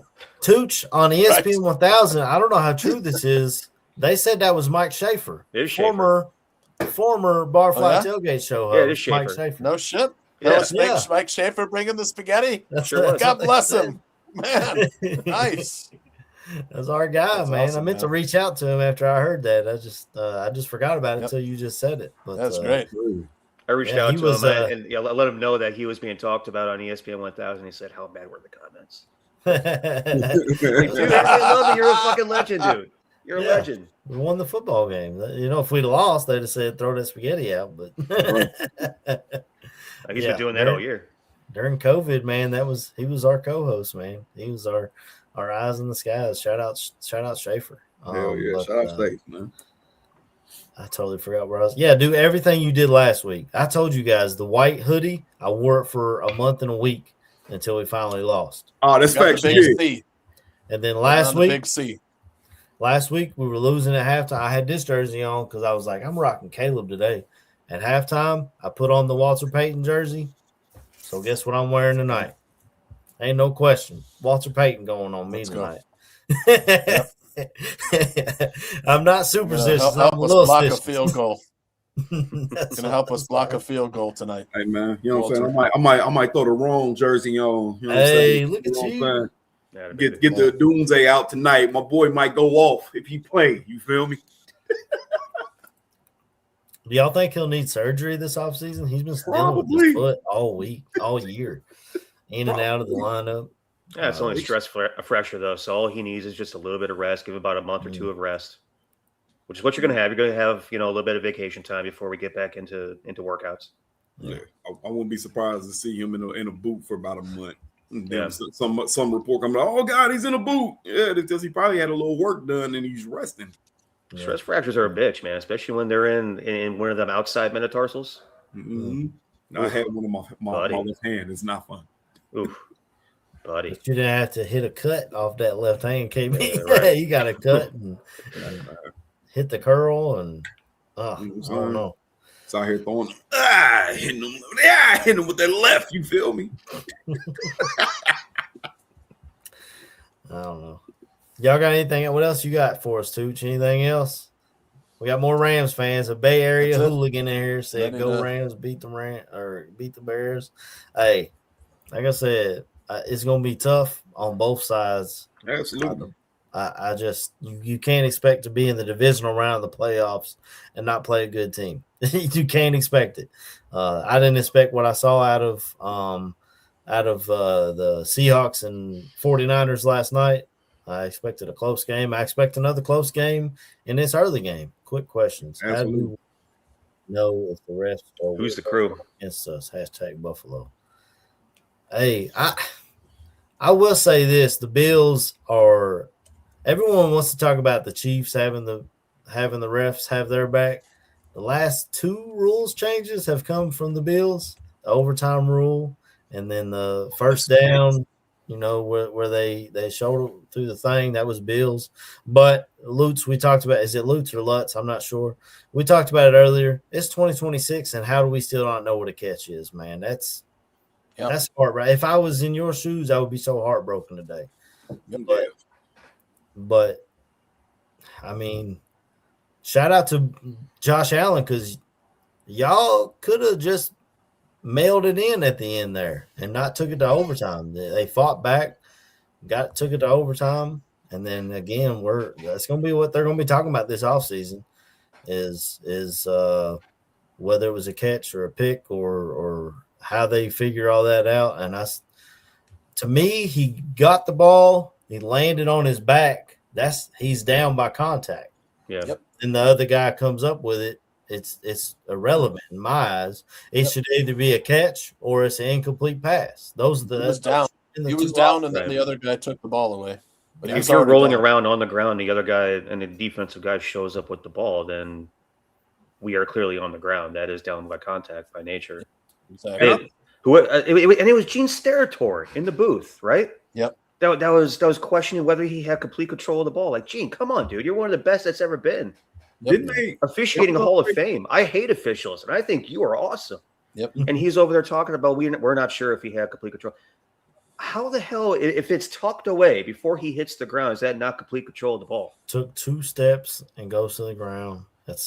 If the ball becomes loose after he hits the ground, he's not carrying the catch through the contact of the playing surface, and that becomes an incomplete pass. Yeah. Which is the way it's always been explained to me. Well, not always, ever since Calvin Johnson. Yeah. Tomorrow, Indiana, Miami. Any thoughts? I mean, Indiana's got their average age is like 24 or whatever.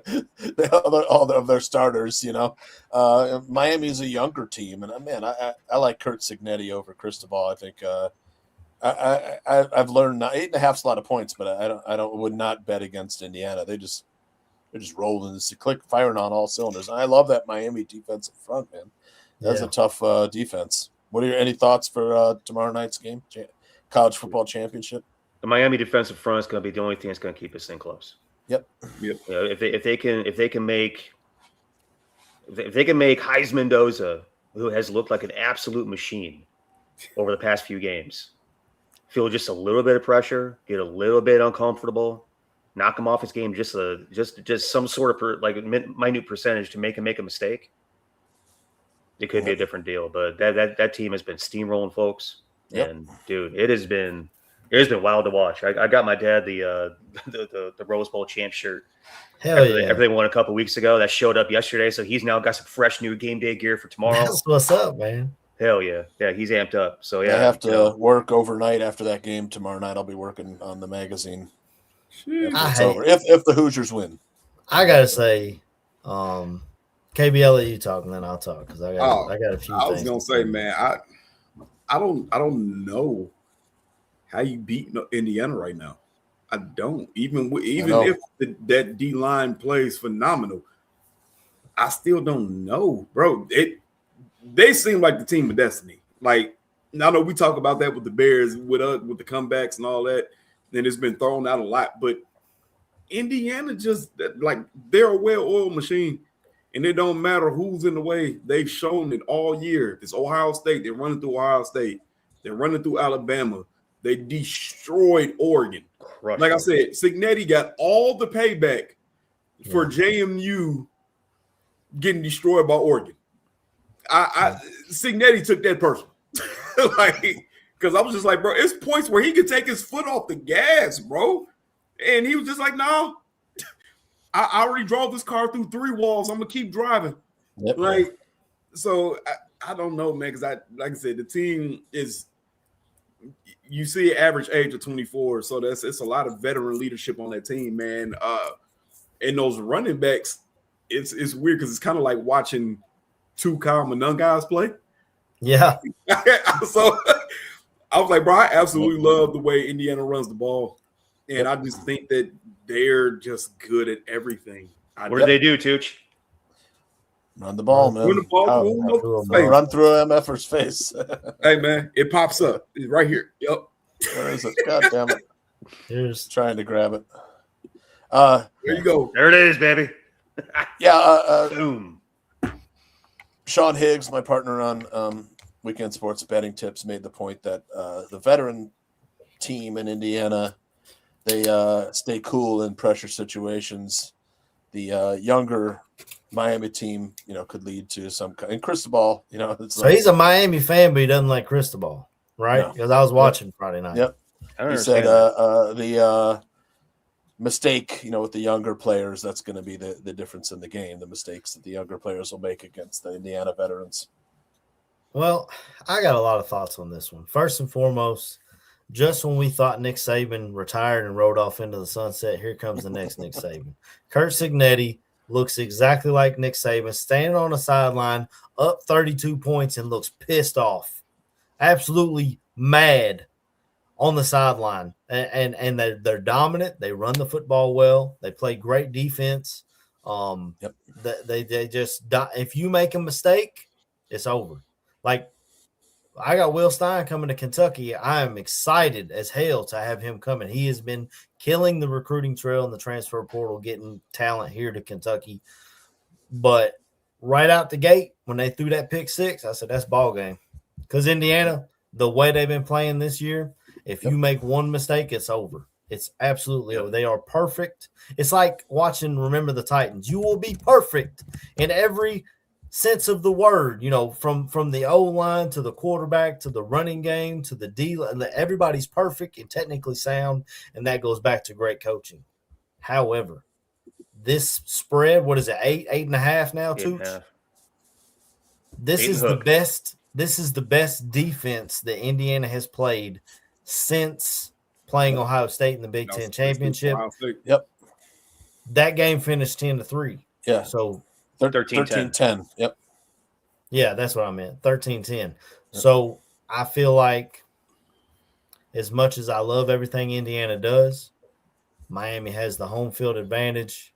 Oh, that's right. I think Indiana wins, yep, but Miami covers. That's my thoughts. But I think it's a good game. But I mean, if I come on here, Monday night and they're up 35-7 at halftime, I won't be surprised either, because that's just what Indiana's been doing in the playoffs. By that same token, there, AC, this is the most machine-like offense that Miami has played all year. That's true, absolutely true. And this Miami team lost to Louisville, and then went on the road the next week and lost. Was it on the road or at home to Southern Methodist? It was on the road. So they are gettable as well. I was surprised that they went through the road they went through. I thought Texas A&M would put them out, and then I thought Ohio State would put them out, and I was like, "What? Ole Miss probably should have." But I mean, Miami has gone through this, run through a gauntlet already. But now they get to the end, and they're playing the final boss, and his name's Curt Cignetti, and it's just he's a killer, man. Demon. He's a demon, bro. Can I pose this question then? If IU wins tonight, where do you rank them among best college football teams ever? Got to be up there. They're up there. I've been hearing people put it up against the 19 LSU team. If you look at everything, got to be against the 19 LSU team. Because they were so that was good. A great I get that, but there's been other dominant teams throughout the years. The 01 Canes. Everybody wants to come back to 19 the LSU. 01 Canes, the 19 recency LSU. bias. That's all it is, recency bias. Yeah. What, you going back to the 88 Notre Dame team, Neil? Going back to I'm going to be a little bit more. No, you said recency bias. I don't. Hey, yeah, the South Bend bias there, but I mean that team was legit too. Pison's '94 Penn State team was I thought Oregon stood a chance against Penn State in that Rose Bowl. Zero chance whatsoever. So. I mean, that 1954 Kentucky Wildcats football team was. Oh, geez, here we go, buddy. they gave Oklahoma the national championship, even though we beat them. But man, you couldn't tell them nothing. I don't know anything about them. How about 94 Nebraska? 94 Nebraska. Anybody? Any takers on that one? 01 Canes. Has there ever been a run the ball for a motherfucker's face team more than 94 Nebraska? Reggie Bush, USC, Matt, that USC Texas game, my God, you talking about one of the best games. Still one of the best games ever played, bro. Man, that was so 2005 USC Notre Dame, man. Holy hell. What a great game. Oh, man. 2020 Alabama's got to be up there for me. Yep. Alabama. One last thing on this. College football world, get your schedule figured out. The season should be over January 1st. So then you can go into the transfer portal. Your coaches can leave and do what they got to do during the off season, not during the freaking playoffs. And then B, why in the world is there a week and a half between one round of the playoff. We've had damn near 10 NFL games since the last college football game. Yeah. There's been an Like, entire what month of 3 rounds of playoff games. Yeah. And on top of that, Saturdays are for college football. Why are we playing Thursday, Friday, and then championship on Monday? Correct. I got to get up for work on Tuesday. If it's a blowout at halftime, thankfully, I get to go to bed. Like, I'm not staying up till midnight to watch this football game.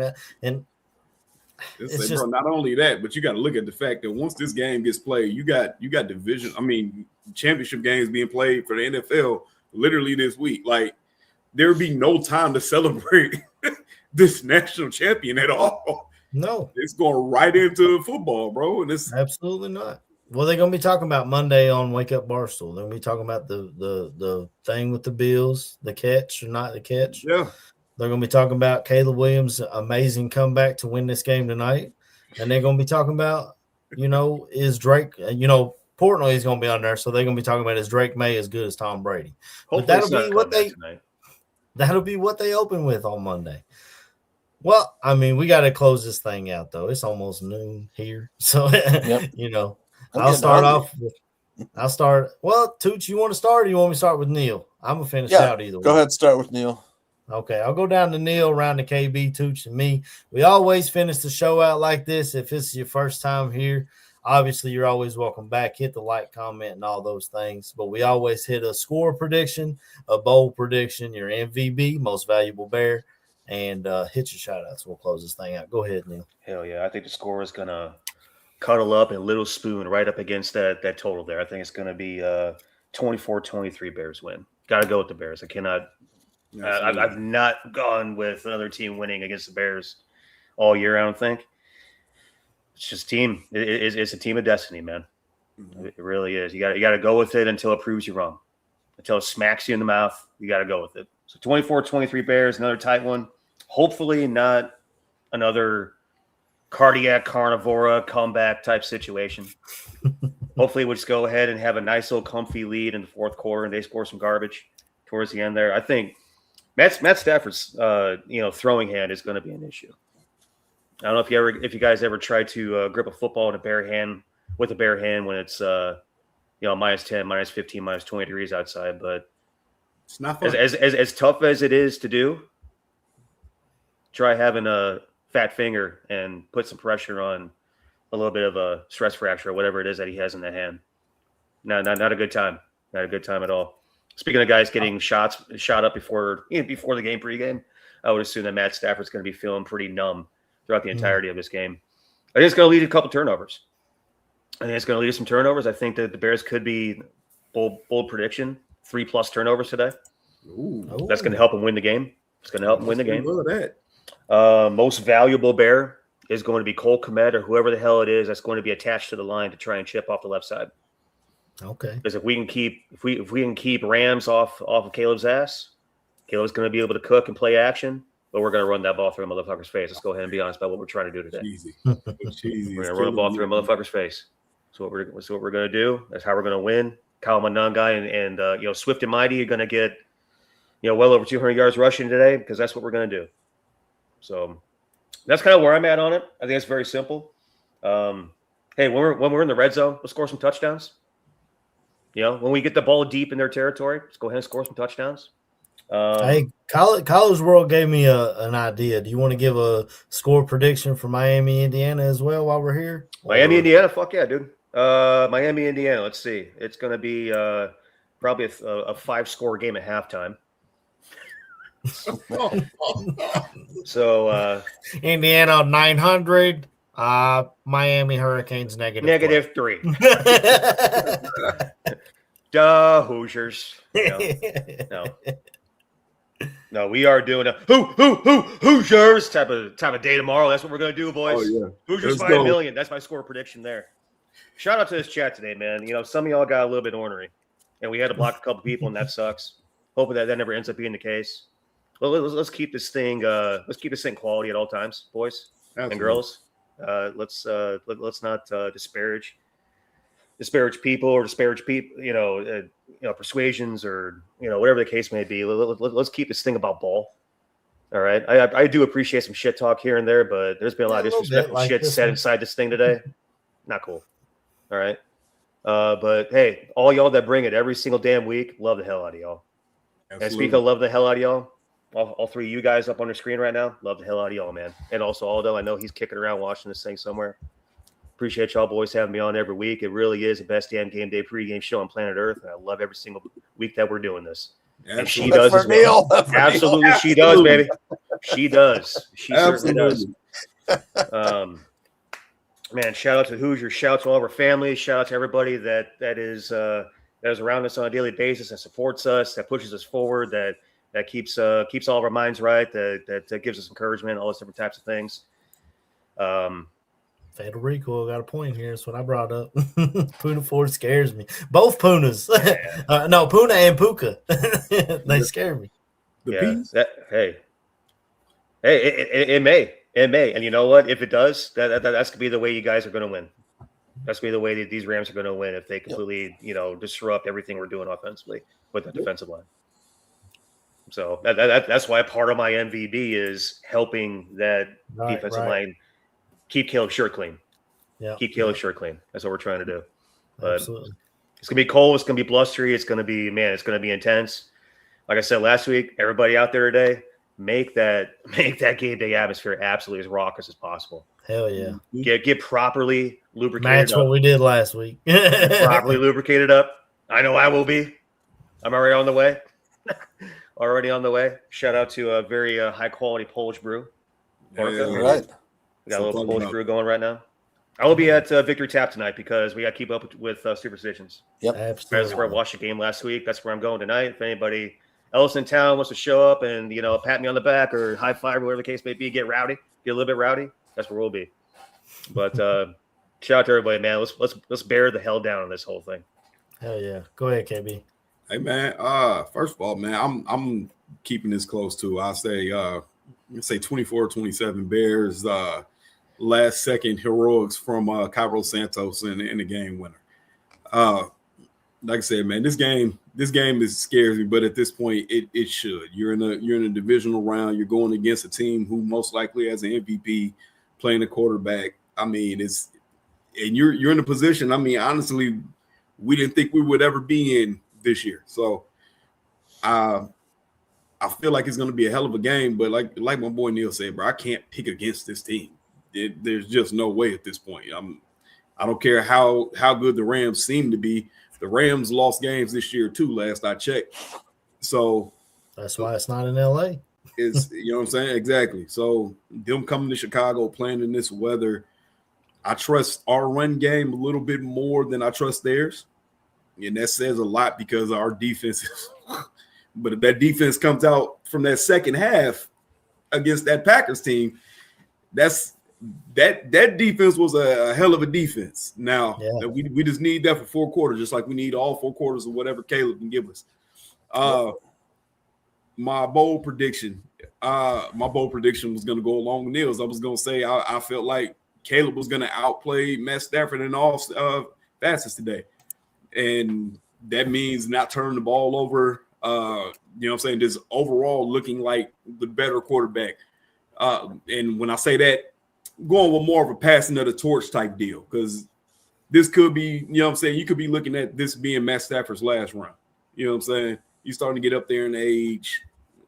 It's at that point now. And you look at that draft class had nothing but hits at quarterback, it seems like. So, yeah, I'm going to go with my bold prediction. I feel like Caleb outplays Stafford completely in like all facets of the game. You have that literal passing of the torch moment. My MVP, Gotta be Caleb if you just said he's going to outplay Matt. I'm gonna say MVP is Loveland because I do not believe they have a linebacker that can run with him. I like the Packers' odds better against Loveland. You've seen how that turned out.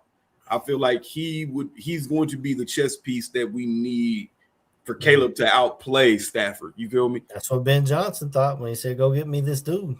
Yeah, so I'm gonna say my MVP today is gonna be Colston Loveland, man. Shout out to everybody in the chat, man. Like I said, I'm okay with this type of trash talk, man. Rams put belt. Hey, man, they can come up and try, baby. They can come up and try. A lot of teams have tried this year. The only team that has successfully put belt to ass on the Bears has been Detroit. So he's saying belt to peaches, though. Those are peaches. I don't know why we're trying to beat up on fruit. That's how you make a nice cobbler. That's how you make a nice cobbler. It is like that. What I say. Maybe we're trying to make a really nice pie. So we'll take it. All for it, dude. Like I said, man, shout out to the chat, man. Like I said, I'm okay with this little trash talking that's coming from the Rams because we ain't seen y'all all year, man. So y'all can come through, man. Y'all can come to this TED talk, man, because y'all gonna need it after this game. There's been a lot of Rams fans in here that have been really good. Yeah, I do appreciate the hell out of that. So Absolutely. that's the Rams are a team. I have no problem with it. They made a Super Bowl run because as much heartbreaking as Matt Stafford has given us over the years, man, he's a hell of a guy. He's a hell of a quarterback. I got Hall of Fame. Way more respect for him than I got for Aaron Rodgers. So no doubt about it. Hall of Famer. You know what I'm saying? If this was going to be it for Matt Stafford, man, I would love to see him go out on it with a bang. So that being said, I don't want them to win today. Fuck them. I'm still fuck y'all. But shout out to y'all boys, man. We was up doing this thing today, man. It's been spicy going back and forth with these people, man. And hey, bro, this could be it. Or we could have another one next week, baby. So y'all boys, man. Playing. Shout out to the bar crew, baby. Yep, win and keep playing. Go ahead, Tooch. For all the Rams fans in the chat.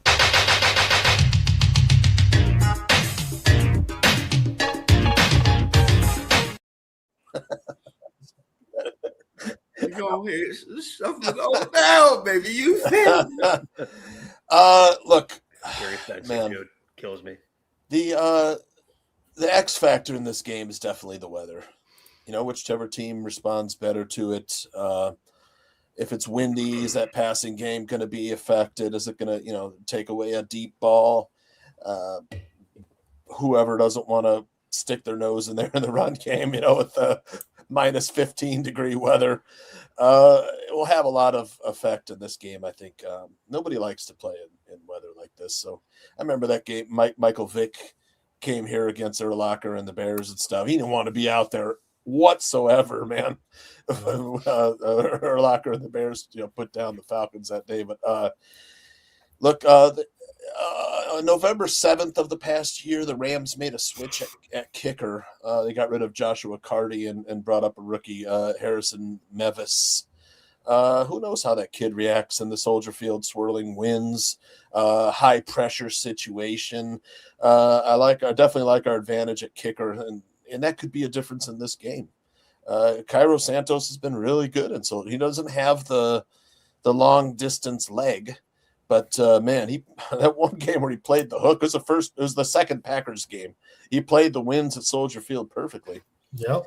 That could be a factor in this game. I'm going to say 23-21 Bears. I think this may sound like a bold prediction. I don't think it is, though, with the way the Bears have been playing this whole season, that it'll come down to the last possession. Bears will have a chance to win it however they do, whether they're really, a touchdown behind or a field goal behind. But that would be my bold prediction. It's probably not that bold of a prediction. I just think this team, they've done it so many times. It's kind of their MO. My most valuable Bear, I really want to take Colston Loveland too. Just that's the guy that Caleb looks for. If I was the Rams, I would try and take him away because that's a Williams security blanket. Yeah. But Loveland was already taken, so I'm going to take Caleb in this one. Just Iceman in the ice field. Iceman in the ice field. I see. Yep. Iceman, the icy conditions. Did you hit your shout-outs? Shout out, man. Everybody in the chat, even the haters. And you got my co-hosts here and one guy, that will be shouting during the game. Never fucking give up. Never. He took his blood pressure medicine today. But yeah, shout out the Podfather, barkeeper. Podfather. Absolutely. Yeah, they say if you ain't got haters, you ain't doing it right, right? Ain't that what they say? 100%, dude. Yep. That's right. So, first and foremost, score prediction. Like y'all said, I'm scared. I'm terrified of this game, but I just can't pick against my Bears, man. Maybe it's a homer in me. I don't know. I know we got a guy in the chat said we ain't seen edge rushers like Verse and Young and Yes, we have. and Max Crosby. Well, he said, Yes. I Oh, don't know. I'm just telling you what he said. And he said, if we're talking about the weather and the kickers, boy, we're in trouble. Well, your kicker has missed a lot of kicks. You've already fired a special teams coordinator this year. You gave up a punt return to the Seattle Seahawks that allowed them to come all the way back. It's the reason why this game is not in Los Angeles and is actually in Chicago. So if you don't see the fault in your own team, maybe you're a homer just like we are. But it is what it is, man. Like y'all said, I have loved the back and forth of the chat today.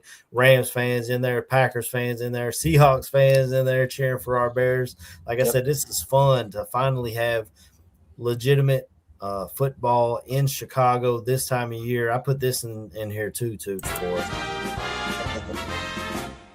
Bear down, Chicago Bears. All right. I threw that in there for us. A little bit older than the Super Bowl shuffle, but it's always a classic. Definitely can't pick against our Bears today, man. But I feel like it's going to be a lot of points. Both these offenses move the ball really well. Both these defenses have question marks on the back end. So I think it's another shootout, fellas. Give me Bears 42, Rams 38. That's the way I see it. I think we move the ball really well, both because even when we run the ball, we can see explosives. So it's Rams not like, got two fighting Irish running backs over there. Yep. Well, no, it's Kyron and Michigan. Of course, Michigan. Okay, yeah. Kyron and Oh, Corum. yeah, they do got Blake Corum. Yeah. Corum was Michigan, and he's been coming on as of late. He's been their outside, speedy back.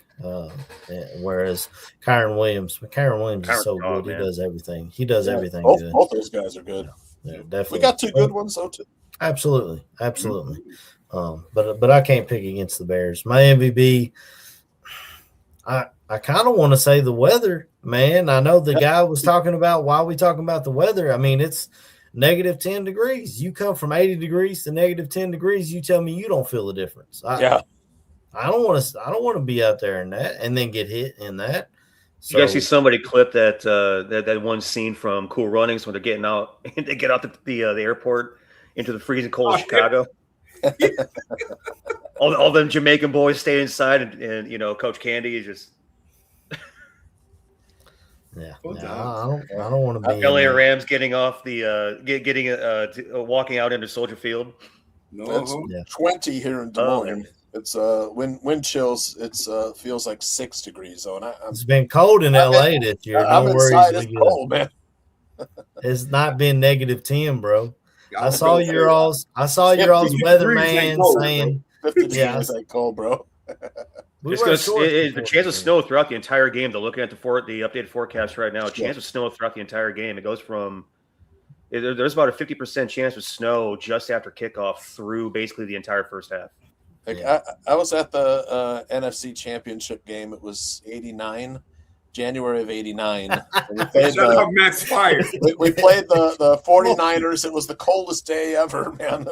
And I was like, man, the 49ers are coming here. They're going to hate that we lost 28-3. It sucks. Yeah. They say that's the day that They say that's the day that Bear Weather died, too. Is when the 49ers came and beat our Bears. If I have to go with a player, give me Devin Duvernay. This special teams. He had a good game last week. Absolutely. Got called DJ Moore. Hey, I like that. This special teams for the Rams has been an issue. Yeah, all season long. And I think Duvernay runs one back today. Ooh, KB, speaking of DJ Moore, I said this on my other podcast. I've been wanting, as a Kentucky Bears fan, I've been wanting a Randall Cobb my whole life. And I think we finally got one. His name's DJ Moore. He is a Packer killer. He's a Packer killer, and I've loved it. Absolutely. So I guess Duvernay be my MVP. I guess that'd be my bold prediction, too, is that we get a special teams touchdown. Let's go. So I got my score prediction, bold prediction, MVP. Shout-outs? Shout outs, man. Shout out to the chat today. They were on fire today. This is the most fun I've had talking Bears football since I've been doing this podcast. You know, we've been doing this thing since 2019. Obviously people were here before us, but me and KB have been the ones since 2019 that's been doing this Barfly Tailgate show. We've been through the hard times. We went through the backing into the playoffs in 2020 and knowing we didn't have a shot down there in New Orleans. We've been through the believing in our draft pick and we've been through the hating our head coach, but them holding on to him for whatever reason. And it feels so great to be on the other side. I said it last week, and I feel like it still speaks true today. We as Bears fans have been in a desert dying of thirst, and Ben Johnson has quenched that thirst for us. He's given us a nice big bottle of Gatorade. So shout out to Ben Johnson. Good, better, bet. Gets me fired up. Win, lose, or draw, I feel like we're playing with house money tonight. Just as long as we didn't lose to that team last week, I'm perfectly happy. But I want a good game. I definitely don't want to see what happened last night in Seattle to happen tonight, and I don't think it will. I think both these teams, for as much as Edson wants to dismiss us, I think both these teams are really good and play the game. How many games do we win this season, man? No, 12, what are we on? This would be record. Yeah, this would be win 13 if we win. Right? Horns up. Yep. It's be 13. Isn't that a Texas thing? Isn't horns up a Texas thing? Y'all want to find your own damn thing? Maybe Yeah. he is. Is that what the Rams say? Horns up? I guess. I never heard that. That can't be what the Rams say. I wonder if Edson was a Rams fan when they were in St. Louis, or if he just jumped on the Aaron Donald bandwagon when they came to LA, or how far back he goes. I mean, I'm sure he'll say something in the chat. but I forgot Aaron about the catch in the Bills game and Sean McDermott's comments. I wanted to mention it, but he said, quote, "That play is not even close. That's a catch all the way, and nobody convinced me that ball is not caught and in possession of Buffalo. I have no idea how the NFL handled it, in particularly the way they did. I think the players and fans deserve an explanation." He said he watched the play 20 times after the game in the locker room. I don't blame him, man. yeah, I was with him, man. yeah. It's hard to move on from something like that, man. Yeah. When you feel like you were in the right and Yep. it was incorrect, and they called it incorrect. Yep. I don't know. It's difficult to move on, but yeah. Hey, I don't want everybody to think I'm a hater. Shout out to the chat. Whether you're a Rams fan, Seahawks fan, Bears fan, Packers fan, whoever's in there, just hit the like. That's all we ask. Like, comment, subscribe to Barroom Radio Network. Shout out to the Podfather for putting us on over here and giving us a platform to speak about these games. It feels great to still be talking Bears football. We'll be back next week either way. If we come out with this loss, we will come back and we will recap the season. And then we're going to have to dig into the tape, Neil, and find us some draft picks is what we're going to have to do this offseason. Man, I love it. Yeah. Yeah, man. It's It's about to become a very busy next couple months for me. Hell yeah. Yeah. I've done 14 mock drafts now. I did 4 more since. Haven't done one. I've kind of started going on. I've kind of started going on a run and started doing them. It's a little addicting while I'm watching. Especially last night, the game's a blowout. So I'm sitting there. Well, let's just do a little mock draft here, put something together, see what I'm getting. Yeah, I have been drafting some tackles. Just I've grabbed some offensive tackles too. Yeah, I think we have to, man, with the Trapillo situation. Yep. Yeah, it is what it is, man. But we'll just leave everybody until we come back, hopefully next week. We'll just leave everybody with a bear down.